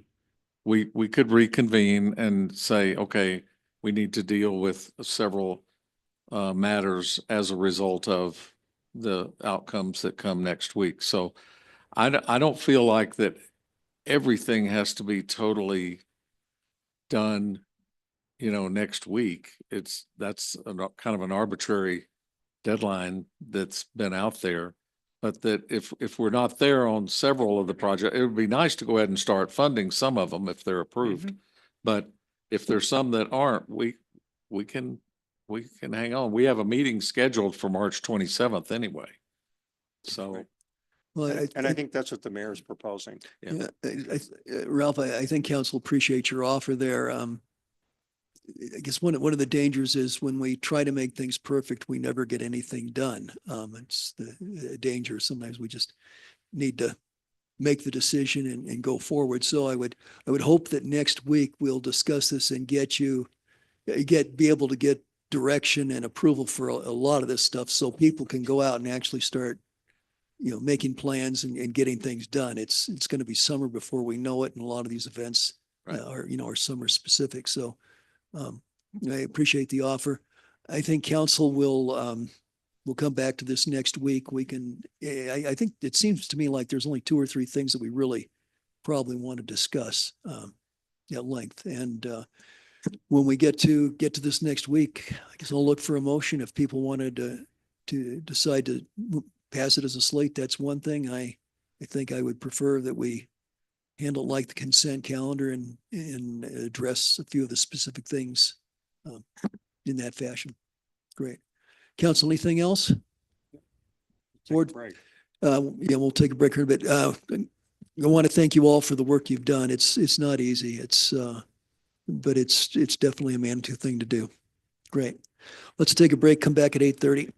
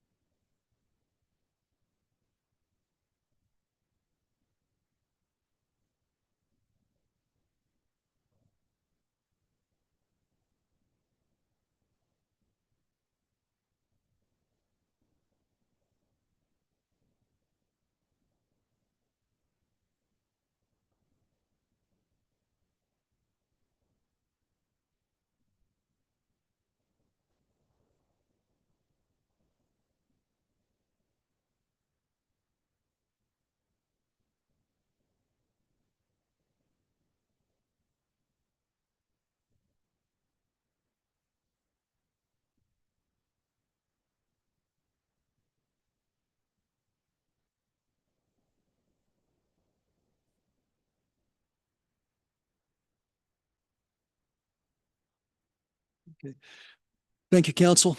Okay, so the next and the last item for discussion, concerns regarding parking and mobility issues. And this is me wringing my hands and having angst, so I'm going to ask you to bear with me here while I mention a few things. I had kind of a lengthy memo, did a little bit of the history of some things we talked about. I went back in detail and looked at the last 4 meetings we've had relative to parking and parking discussions. Now, on next week's agenda, we'll be looking at the contract for the temporary lot at the Dillon and also the contract for the 2 buildings down there, possibly. We think we'll have them, but anyway, that's the plan. So having talked about this a lot, it's coming home to roost. Now, as I looked over it, there's a number of unknowns that that bother me a little bit. I think I have a sense of buyer's remorse. I did get after I submitted the memo for last week's packet. It was towards the end of the week. I did get some answers back, which address on page 5 of that memo. I had a bunch of unanswered questions. So I did get those documents. I emailed them to everyone here a few minutes ago. So you'll have them to review in the next week before we actually act on this presumably next week. That's what's scheduled for activity. I guess one of my concerns is that it's expensive. We've had a lot of every time we look at it, things have gotten more expensive. The Chase Bank site, to the extent that that's all part of our parking solution. The cost there have grown to $3.6 million. Hiawatha Gardens, we have a plan to get that done, except for the structure itself. We need another 1.4 million for that. Personally, I'd like to be able to get that done before we go too far down the road on some of the other things. And there's certainly some long-term things here that some of you will be dealing with, and other future councils will probably be dealing with. I think a central thing that I have reservations about is the incline management plan. Now, when Roy discussed it several weeks ago, I think it has a lot of promising features, but we haven't actually seen a pro forma, any kind of financial forecast yet, and we haven't gotten any feedback or any commentary from the presumed vendor that we might use. I think Roy's working on that, but we don't have it. So we're thinking that we're going to be moving forward, but there are some questions that I had thought earlier on would be answered by now, and we'd have a little more complete definition. So I want to share that with you. I want to call that to your attention. You've all heard a lot about this. There's a certain amount of guesswork in this, and I think there always will be a certain amount of guesswork. I'd ask that you think this over in some detail before next week. And if you have anything you want to discuss now, this would be a good time. John, go ahead. I have been kind of laser focused on trying to make sure that this next component of the Dillon is successful and that we get this incline management thing under control. And I really believe that some of the economic opportunities we have for, and this isn't in the least bit, because I know there's probably, people out in Etherland here that are watching and popping popcorn at home and the whole 9 yards. I'm not in the least bit critical of the incline users. I think it is something that we know is occurring. I think we have good metrics with it in terms of not only the number of reservations that Colorado Springs is taking for that, as well as the eco counter that's embedded in the incline that actually measures the number of people who are using it. Okay. And I think that gives us 2 calibrated numbers. Okay. And given your memos that were kind of flying around and questions and whatnot, I had put together and we don't need to discuss this tonight, but I'll hand out a spreadsheet that I made. And I guess I want to go over it just real quick if you would indulge me. in terms of with regard to the incline. And if the viewers out in TV land or whatever, we can bring that up. So basically, Okay, John, yeah, if you want to go over it, can you? Yeah, give I'll us, just say, go over it real 5 quick. minutes or so? yeah, I'll just go over Okay, it real quick. Great, thanks. Okay, so the first part of the sheet, the left side of the sheet is the incline usage. And these are numbers that Roy gave us at your request, okay, of the number of reservations made and the number of eco counter. The yellow ones are numbers that they did not have for 2024. So I used 2023 as proxy numbers. I went back and found that from 2023, and that's why I made that in yellow, okay? Then what I did is I used a standard industry derivation of the number of people who usually show up for a thing like the incline, a 2.5 passenger people per car, to derive the number of cars, okay, based on the eco counter number. To me, that's the most important number, is not the number of people that are making reservations and failing to show, but the number of people who are actually using it. Okay, so that's the next column over in somewhat pink, okay, or salmon color. Okay, and then I provided the number of cars per day on average per month, because I wanted to know whether those reasonably are fitting in the Dillon, okay, given our Dillon capacity. And that's why I did that computation there, all right? It's like 100 to 130, okay, as I recall. I think it was Okay. 120 after we took out the big tree. Right, exactly. The dying big tree. Okay, okay. So you can see that this is the number of cars per day. Okay, so you can see our big issues is the turnover that would happen in June, July, and August. But remember, if we're controlling the reservations and we're tying them back to parking, we can size these appropriately. Now, what I also did with this is then taken the next part of the sheet over, and I derived essentially a revenue model based on those cars, okay, per month, based on whether we're making $5, $7, $10, or $12 per parked car event, okay? And I just randomly picked those numbers, okay? There's no rhyme or reason. Okay, I thought $2 was too small. We're currently charging right now $10.40 for 4 hours at Hiawatha in the summer. Okay, so that gives you some calibration. Okay, now, then you can see what our grand totals are down here. And so to me, if you take the medium one, which is the $10 one in revenue, and you say we would possibly make 1.3 million off the Dillon, okay, if it was incline reservation parked people, okay, of actual users, not people who are making reservations and don't show, okay. To me, when we are investing about 3.6 million in phase one in Dillon, to me, for us to be able to make that full investment up in 3 years, that is a darn good business to be in. Okay. And I'm even saying we don't even need to count the cost of the land, which we've got 1.4 million roughly in the land, because land, they ain't making any more of that. Okay. And so if we made a monumental mistake with the Dillon, we can always get out. Okay. We have a small amount of actual stuff that somebody would have to take out if they wanted to put a hotel there or something like that. Okay, so that's why I gave you this, and you can cogitate over it in the next week. You can email me if you want the spreadsheet. I can send you the spreadsheet for you to play around with in the whole 9 yards.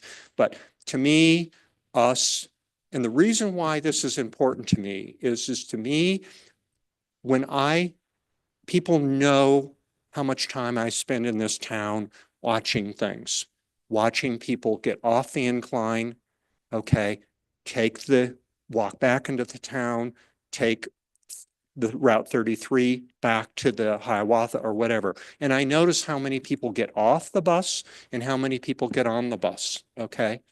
All right.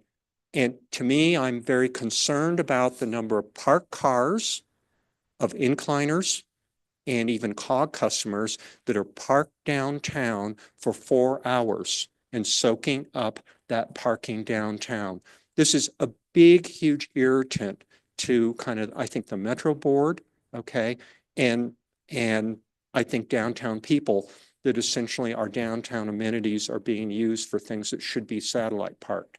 And so I believe us getting this incline agreement right with Colorado Springs and managing this thing well. And I agree with our interim plan of bringing in an outside company to help us figure out the intricacies of it, you know, in the first year is a wise idea. I think this might provide you kind of a framework for what we are doing and why it makes sense to really make this work, and then to provide the economic opportunity for Hiawatha and for the downtown parking things that we now have numbers. And by the way, I took all the numbers that Roy sent you, John, and thank you very much for sending it. And I put those all on a big, huge parking spreadsheet, okay, by parking lot and by zone and the whole 9 yards, and came up with a big revenue model with it. So if you want to see that as well, I did not bring that tonight, okay, because I'm really laser focused on us next step, getting this incline Dillon thing, phase 1, done correctly so that we are not losing our shirt on that. Thank you. Yes. John, excuse me, Michelle, go ahead. Being one of the friendliest cities in the United States, I don't think we want to use forced incliners who are forced or encouraged to be there. We want to encourage them to park at the Dillon. And then also, there's a fine line between being, you know, we have to pay to play. We are that town.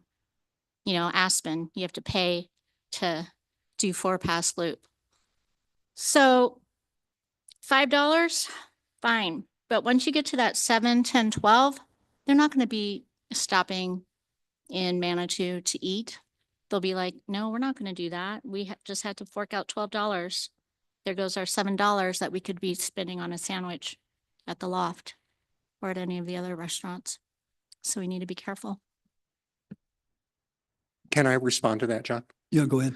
Okay. We have 50 parking spaces that are up at the Iron Spring Chateau. Those are $15 right now. Okay. There's no negotiating with that. Okay. For 4 hours. Okay. All right. So there's already, so we already know what that is. We already know that it is much more expensive if you're an incliner to park in on-street parking, okay, to try and skin that thing. You have to be really up and down the incline really aggressively, quickly to not pay $10 for parking downtown, okay, in terms of in the on-street parking.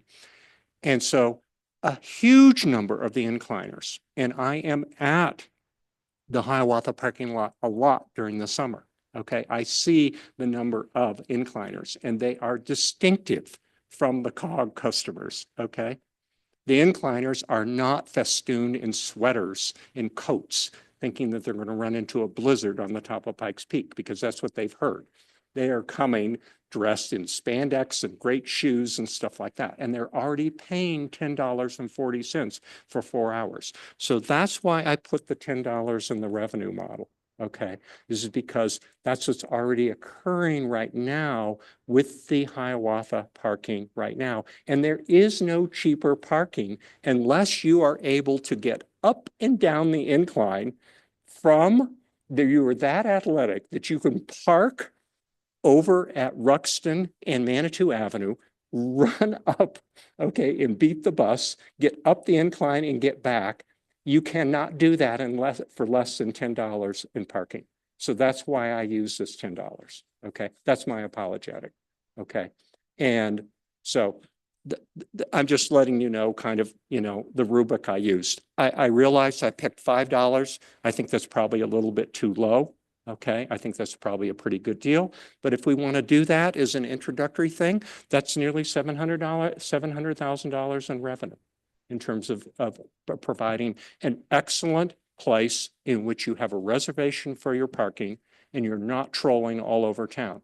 Now, I also want to say that the same thing that I said to the match board, I believe that people who live here in Manitou should not have this overhead of having to pay to use the incline.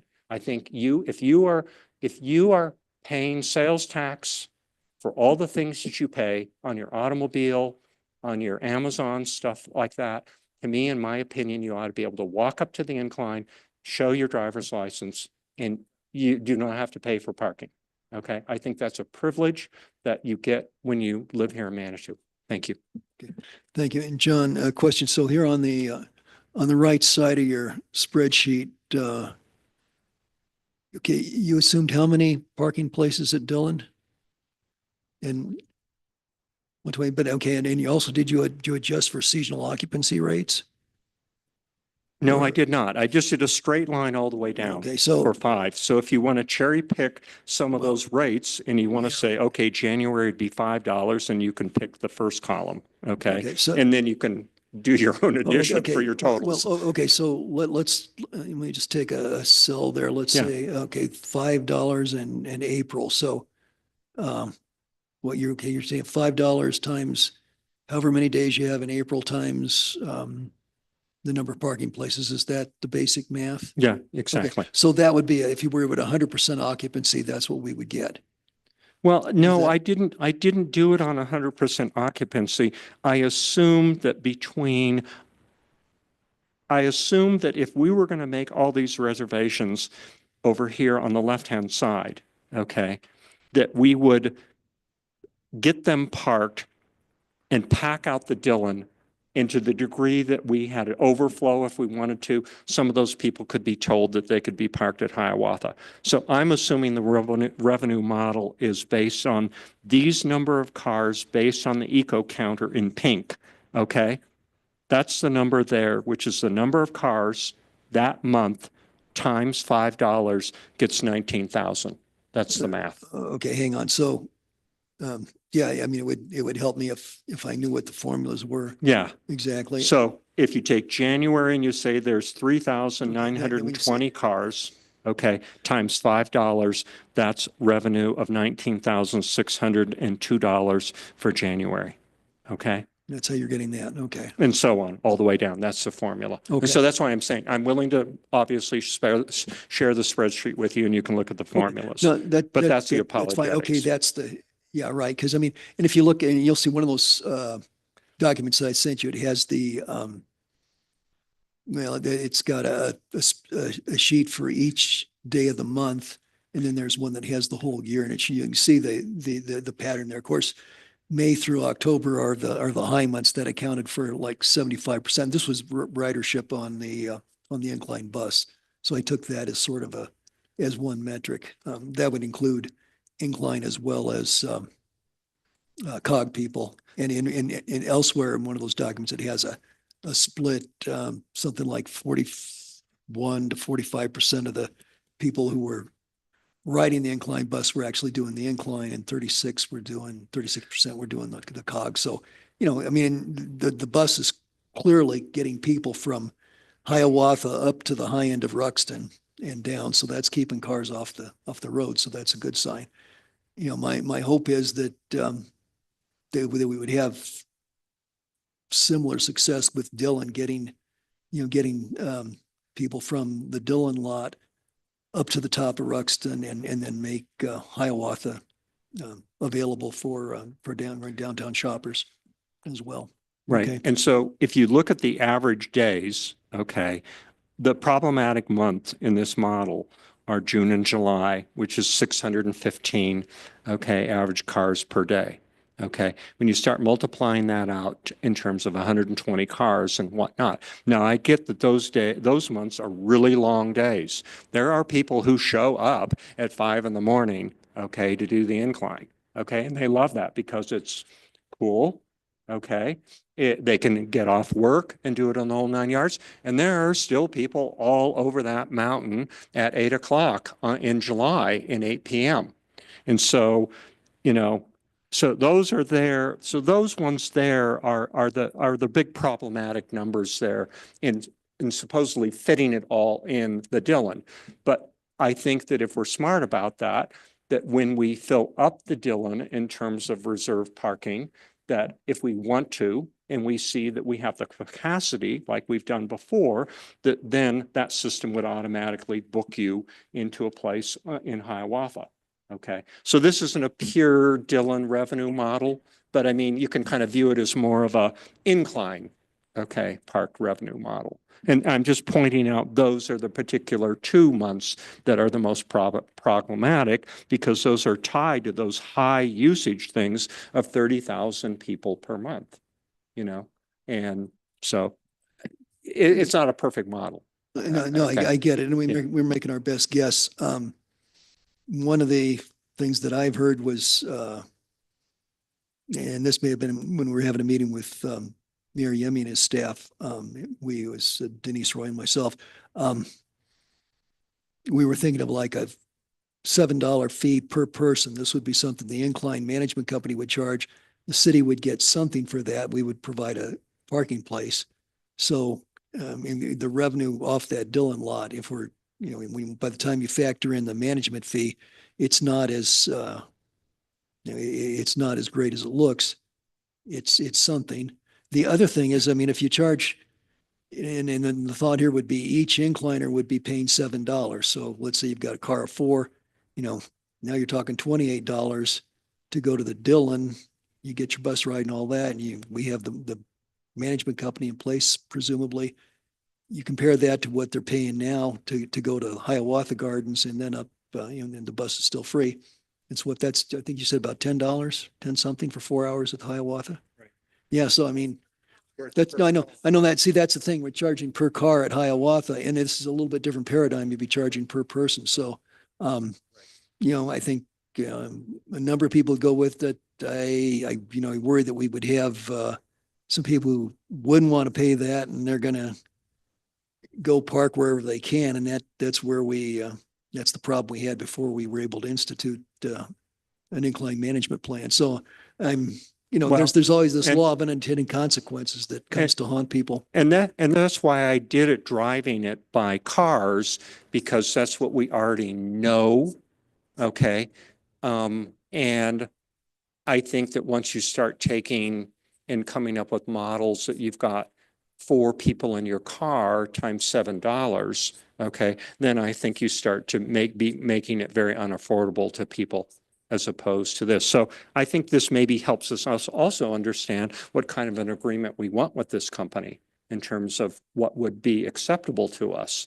And yes, we may take it in the shorts for the first year or two as we learn from them. And so these might not be as aggressive until we can figure out how to pick this lock ourselves. So I'm just letting you know how I put the sheet together. Take Okay. it for what it is. Okay. Thank you. you. Other comments? Sorry, Natalie? Well, just the only suggestion I wanted to, I can't hear you. sorry, in addition to the conversation is that I would like to encourage people to carpool. And so if there's a fee, no matter how many people are in a car, I feel like we may be then just, again, filling up our lot with individual drivers and not incentivizing what we'd actually like. Okay. Thank you. Judith? Thank you, Councilor Shada, for putting this together. So I want to talk about something that can't be put on a spreadsheet. And that is, who we work for and who our boss is. And our boss are the people that voted us into office. And I bring this up because many cities, not only in the United States, but around the world, and parks are going to reservation systems because their communities are being loved to death. And yes, do I want the incliners to come in? Yes. Are the incliners going to come and do the incline regardless of where we tell them to park? Probably. probably those incliners do the incline because they do the incline. But at the end of the day, when I'm sitting around thinking about who do I answer to, and that is the resident. For the last 3 years, we have done a community survey. And for the last 3 years, overwhelmingly, the residents have told us that the number 1, 2, 3, 4 issues are parking, congestion, traffic, and related health issues to those, right? So did we think that the answer to that problem was going to be cheap and easy? No. But to me, one of the reasons that I was really enamored of the Dillon lot was we were telling the people that voted us into office, we took your survey seriously. We hear you. We are here working on a solution. And that being the Dillon lot, and I really like the phased approach. I'm really looking forward to getting that incline information that we need. I wish we had it, but we don't yet. So I'll look forward to that. But secondarily, I think the future of the Dillon could have other uses over time. And I also think that, to me, given what was there previously, putting a really nice lot with a hub and restrooms and a parking office just might stimulate the URA a little bit. If we want to do something to that blighted area, let's get people there, right? And so I think, to me, at the end of the day, I think we have to look at the big picture and understand that, yeah, it's not cheap, but we're doing this in a phased approach.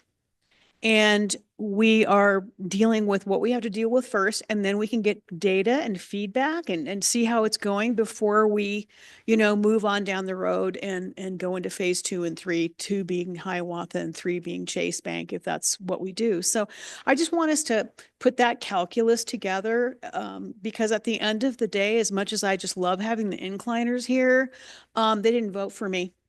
And so I want to make sure that we're real clear about what our priorities are. And I love coming to places that are clean and friendly and easy to travel around. And I think people won't have any problem parking at the Dillon. So I just want us to keep that in mind when we're making our decisions. Thank you. Okay, thank you. The comments, Julie? I agree with a lot that's been said. And as much as it's tempting to think about charging per person, I think if we're looking at this as a phased approach, I would like to at least begin by charging per car and not per person. Or we could look at a compromise and maybe say, we'll charge, if there's 2 people in the car, we'll charge you, maybe an extra $3 or $5 for the second person. And after that, you can cram as many people into the back seat as you want, and throw them all in the back of the pickup truck while you're at it. But I just wanted to add to the conversation by saying, although, well, yes, it's not cheap to finally be doing what the citizens have been begging us to do for a long time, but what I like about it is that it is likely to generate income for the city. Once we are at the break-even point, so, phase 1 is supposedly going to take 3 years for us to pay back the money that we spent and borrowed. And if we're wrong and it takes 4.5 years instead, or 5 years, no big deal. Once you pay back that money, if we're looking at a nice source of regular income for the city, I think that's fabulous. And if for some reason it's a bust and something happens and people don't want to come to Manitou anymore, we're left with a piece of land that will probably sell for more than what we bought it for. And so I'm not concerned. I don't have the buyer's remorse concerns that you have, Mayor, but I do like to look at the longer term plan. We were looking at strategic planning and not just look at a 1 or 3 year period, but a 5 or a 10-year period. This is a nice way to generate some funds for the city. And that's what we're supposed to do, is try to figure out how to give the city a little more underpinning so we're not so desperate and reliant on the marijuana money, which we know is going to go be significantly reduced. So I like this also, not just because it's good for the environment and it's exactly what the residents have been asking us for, and it'll probably reduce congestion in town, which would be so lovely, which will also increase safety because we all know, or at least those of us that live in the downtown area, how difficult it is for ambulances and police cars to get through the streets in the summer. You know, you've got all these delivery trucks in the middle of the street, and then you've cars, you know, wall-to-wall cars line. What the hell are they supposed to do? So you're sitting there and you hear the sirens going for like 5 minutes and they've only, you know, moved a few feet.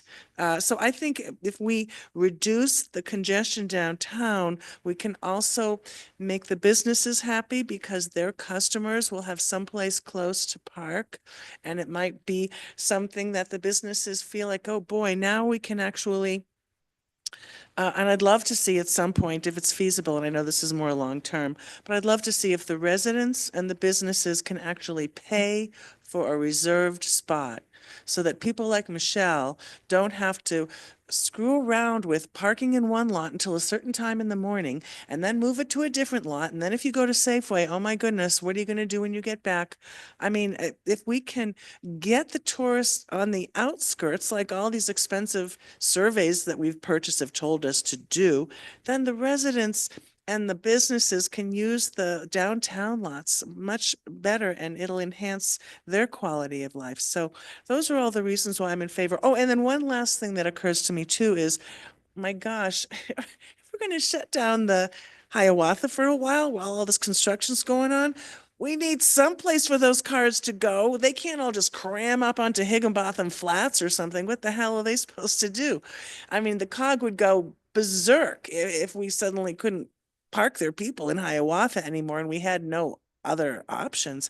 So I also think it serves an important temporary alternative while we've got all that construction going on. Thank you. Well, this is basically just kind of informational discussion. Anything else? If not, then I think we can go on to council correspondence. Anybody got anything? Yeah, go ahead, John. Mr. Mayor, I was looking at the bids for street overlays.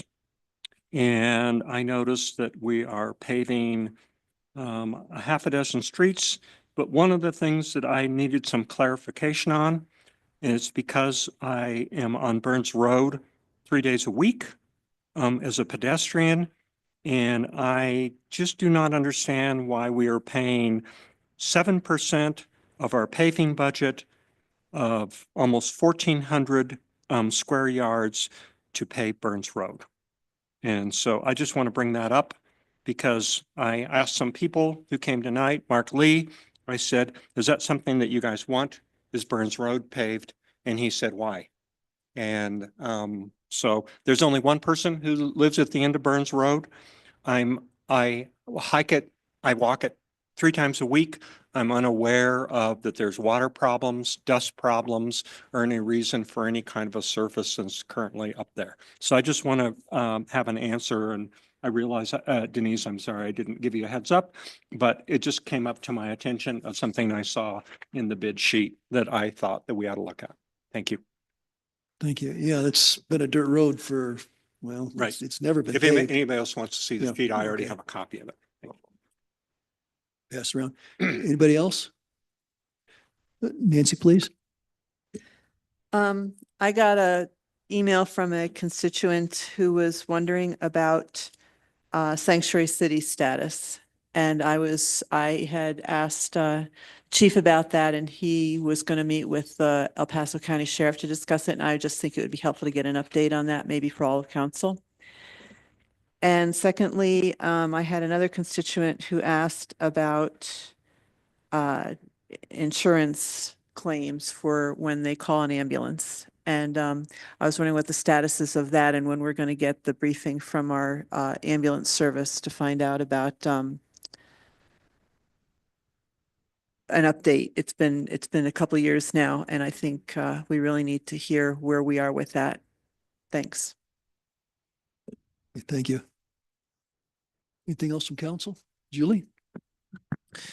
This is more a request for clarification, but there was something in, I don't know if it was Roy's memo, I think, that said, I asked in an email, I'd like to be able to make a very specific proposal to Colorado Springs regarding the incline management plan.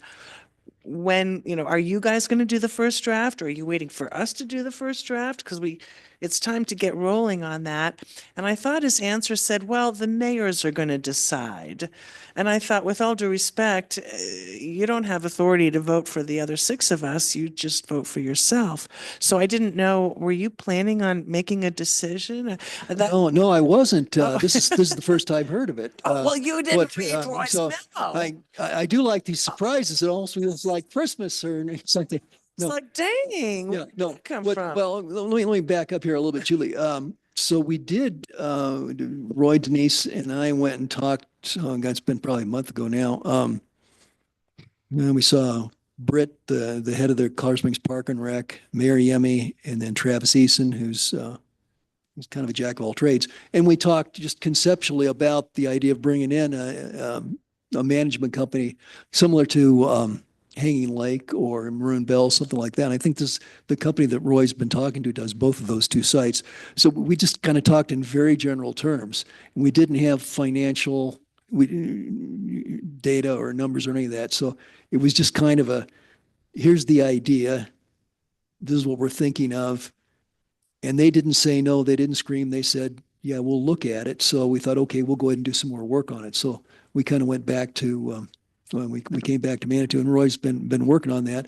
I think the near-term plan is that Denise and Roy are going to meet with a couple of Colorado Springs people April 1st, something like that. Denise will be able to clarify more. And then at some point, we'll meet again, but this will come back to council and stuff, so it'll get discussed. Okay, so there have been so many meetings about this, and I appreciate all the work and all the months and all the weeks and months and years that you've been meeting on this ad nauseum. So enough about the meetings. What if we were to, and that sounded so rude. I don't mean enough about the meeting, but I mean, what if we say, all right, the next meeting, we're actually going to present them with something specific. We're going to give them a document that says, you know what, you let us take over the reservation system, you let us be in charge, you give us all access to all the information on this eco counter thingamajig, and we'll take over. And if they say, cool beans, that's fine. We're so glad to not have to mess with it anymore. And maybe in the future, they might even ask us, can we have some of that money for now that we'll say, don't even talk to us about revenue sharing until we pay off our loans and stuff. We got to break even first before we talk about helping you out financially or something. But I mean, I would like to have a date by which we are presented with, or maybe you're waiting for, if us to write it, or someone has to sit down and write this and see if we can agree on what it says. And if so, then you can present it to Colorado Springs instead of having more meetings. What do you think about that idea? Is that okay? Well, Like a specific actually, if you'd proposal? asked me back last fall, I would have thought we'd been farther along at this point. Do you want us to work on it? No, well, I mean, Someone's got to do it. No one's doing right. it. It Well, sounds if like you want to Roy's too volunteer to do busy. it, maybe that'd be the thing to do. Denise, do you want to weigh in? Yeah, I sent the email that said we just got the business plan. Roy just got it from the group. And we're meeting with Colorado Springs the 1st of April. And then we'll meet with the mayors and then we bring it to you. So we hope to have that brought to you by the 3rd week in April, if everything runs the way that it should, hopefully. So if you bring this to us the 3rd week in April, and if we make a decision in the 3rd or 4th week in April, what, this management company is just going to pick right up and start working on it in May? I sent you the thing that the management company said of when they need decisions by. So when we presented this to Colorado Springs, which is the same thing that we presented to you, they wanted a full business plan. So that's what we're working on right now, is getting that. And we got it. I just got it. I still haven't read it. I got it, I think, Monday or whatever day it was, maybe Friday. And then we'll be meeting with Colorado Springs in April. They can't meet with us before then. We're trying our best, but they couldn't meet with us before April. So that means that you're telling us this won't happen this summer, or what do you anticipate now that we're so We're far trying- down the road? To get it to open by June 1st. That's the goal because that's when the Dillon opens is June 1st. And did I So we're read, trying to have everything in place by June 1st. and did your memo say that they only need like a week's notice or something? No, like that? they need a little bit more than that. I don't have the exact verbiage of it, but they needed a little bit more of that than that. And so you're going to get the business plan No, we information? got the business plan. You just We're got, going to Carl Springs. Then we'll present to the mayor at Carl Springs because he's the one that makes the decision there, not their council. It's the mayor. And then we'll bring it to you. and the mayor wants to know how much we will have to pay to the management company if we take over. Why do they care what we have to pay if they're happy for us to take over? It's what people are being charged because it's their incline. So they just want to understand that. They want to It's a know. partnership and we want to be transparent and talk to them about it. So when you say they want to see a business plan, what you're telling me now is really the business plan is they just want to know how much their customer, their people will be charged? Because that's different than a business. It's I mean, not they just their wanna know, people, is it it's gonna the be- incline people. Yeah, how much is that? So if we What's- tell them it's going to be $10.40 an hour because that's what people are paying now. Not for parking, for going up the incline, because there will be a fee to go on the incline. Have we voted on that already? Because I must have missed No, that no, meeting. we haven't, Julie. If Oh. you'll think back to maybe 5 weeks ago, Roy gave us a briefing and we all listened to it. And we said, okay, Roy, that sounds conceptually like a good idea. It was after that that Denise and Roy and I went to Colorado Springs and said, our city council has heard this. They think it's a good idea. Could you guys buy into this? And they didn't say no, and they didn't really say yes. They said, we'll think about it, but they seemed, it was favorable. And that was encouraging enough for us to come back and say, let's spend some more time on it and go talk to the vendor. Or Roy is talking to the vendor, and we would get some financial information. Now, when Roy gets that, it'll come back to us, to city council, and we'll take a look at it. And we'll also take it to, I mean, Denise and Roy are going to take it to Colorado Springs. We'll probably look at it first and just make sure it's something that we think we could live with, or maybe we would even like it. And I think there's another twist in this that I don't want to be ingracious, but I would say maybe I don't have complete faith that Colorado Springs Park and Rec has our best interests at hand. And I think they don't maybe trust us either. So if we had this intermediate company Management managing it, company? yeah, we could probably, it could be we could have more of a partnership. And maybe speak a little bit out of turn, but I think the idea of Colorado Springs doesn't want to do it. I think they're leery about us doing it, but they could probably live with a third-party vendor. So there's a little bit of politicking going in there and a little So the bit of- third-party vendor might be transitional, and then at some point, we're hoping to Right, probably right, take yeah, yeah, over yeah, and yeah, save a bunch of money. Right, because we're But both it's- a little bit, this is like meeting a strange dog. We're not We're sure if just it's going to bite or, Trying to appease them and make them not so worried about it. well, you trust but verify kind of thing. Yeah, yeah. And so what they're waiting for is, I would imagine that if we're already making it clear that we're paying the management company, I would imagine they're not too worried about how much we pay or how much we will pay. I mean, I don't see how that would be of much interest to them other than what do we pay for toilet paper at City Hall? Like, what do they need to know that for? They just want to know, what are we charging people? And we don't have an answer to that yet. We want to wait and see what the management company will charge us first, and then, is Well, that, do do I understand that correctly? Yes, yeah. I mean, they've got, the management company has experience in doing this. So,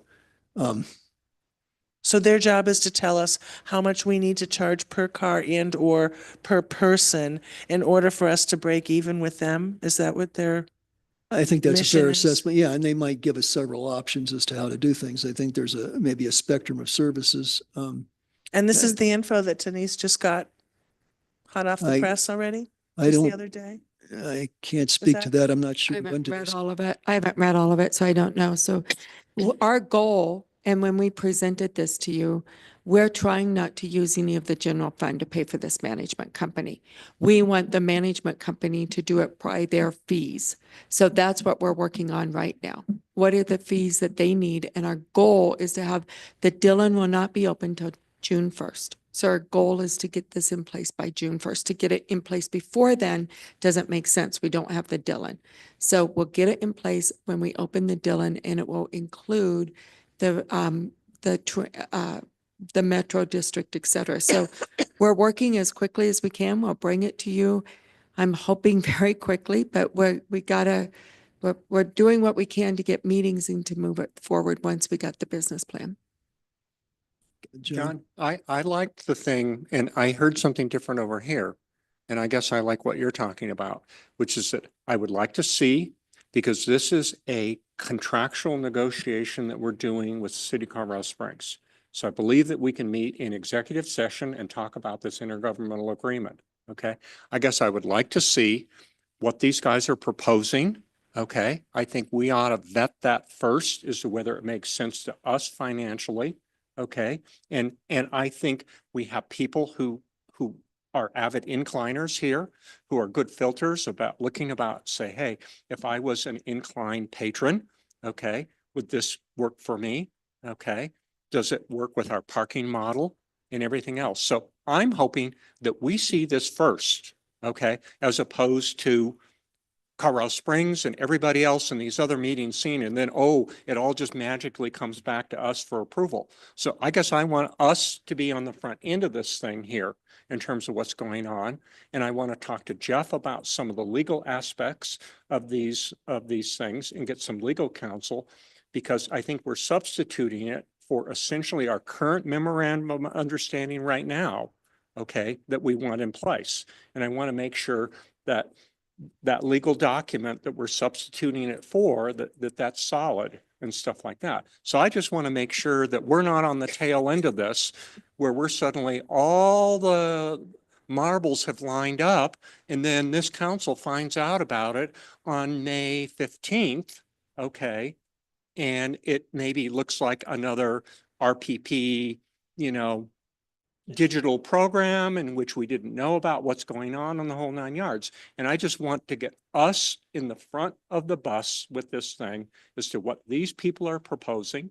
Okay. Us look at it, have Jeff look at those kind of things, us being able, if we can, to negotiate this kind of thing without it having a lot of other kind of stuff. But I certainly don't want us just suddenly at the last minute, some document shoved underneath us that says, oh, Yemi has seen it and we've not even seen it yet. I don't want that to happen that way. So can we look at maybe an executive session the fourth week of March, the fourth Tuesday? And we would just have it for this. I have to see if the management company can be here, if Roy can be here, and we do it that fourth Tuesday of March in executive session. I think some of us have some pretty clear ideas about what kind of a great guest experience we want for the incliners. We want the incliners to come here and use this, okay? We also have this other agenda in which it has to pay for it, and that we have to reduce congestion. We have to have appropriate parking management with it. We have these other community things with it. And I just want to make sure, because I think this council is capable of looking at that and making sure that we're on the right sheet of paper. So I just want to make sure we're on the front end of it. Thank you. Okay, yeah, and John, just to reiterate, that's the intent that we've had is to bring this to council and then to take it to Colorado Springs. And that's what we did previously. So that's important. The other thing is we still have a memorandum of understanding with City of Colorado Springs relative to the incline. There's a stipulation in there that they provide management services on the incline, and they have not done that. Right. They've dropped that ball, and they are not heavily motivated to do that. So 800-pound gorilla, little Manitou, we need to tell them how we want to do it. And I think they were pretty gracious. They understand that we have parking problems and so forth. We're trying to make it work for everybody so people can, as you say, use the incline. We want our people to be able to use their streets, live in their houses. Yeah, yeah. Exactly. And Right. be a welcoming community. Right, exactly. So, right. Okay, good. That was it. Anything else for, I'm sorry, Judith? Yes, I would just like a status update from Denise on Creek Walk Phase 4. We're now, 4.5 months post when we thought we might be starting on it. Could you give us a brief status report? You bet. We just got the CDOT clearance maybe a week ago. So we're doing the last little bit to get it out for bid, and then we'll be bringing you the contract. I haven't gotten the latest on the $250,000 that we applied for. I should get that next week, whether received it or the following week. So I'm hoping to have the contract to you to put it out for bid. We have to have CDOT approve everything. So then the contract, so I'm thinking April, May, we will have that contract to you. So it looks like we might be breaking ground During the summer, we during have high to. season. Yep. We don't have a choice. So part of Okay. it is going to be looking at how they're managing the traffic. And can we do it in sections? You know, we take this much or this much, and then can we make sure that the trail is open? So we're having all those conversations as we move forward with this.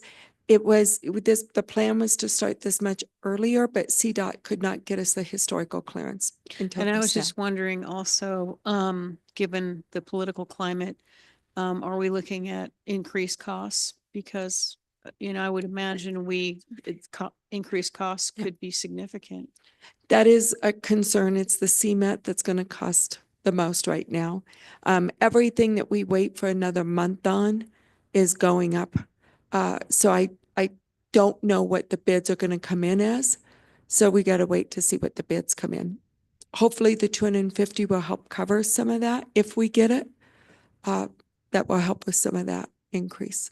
Thank you. You Appreciate bet. that. There's no other council information, council correspondence. Denise, you have anything?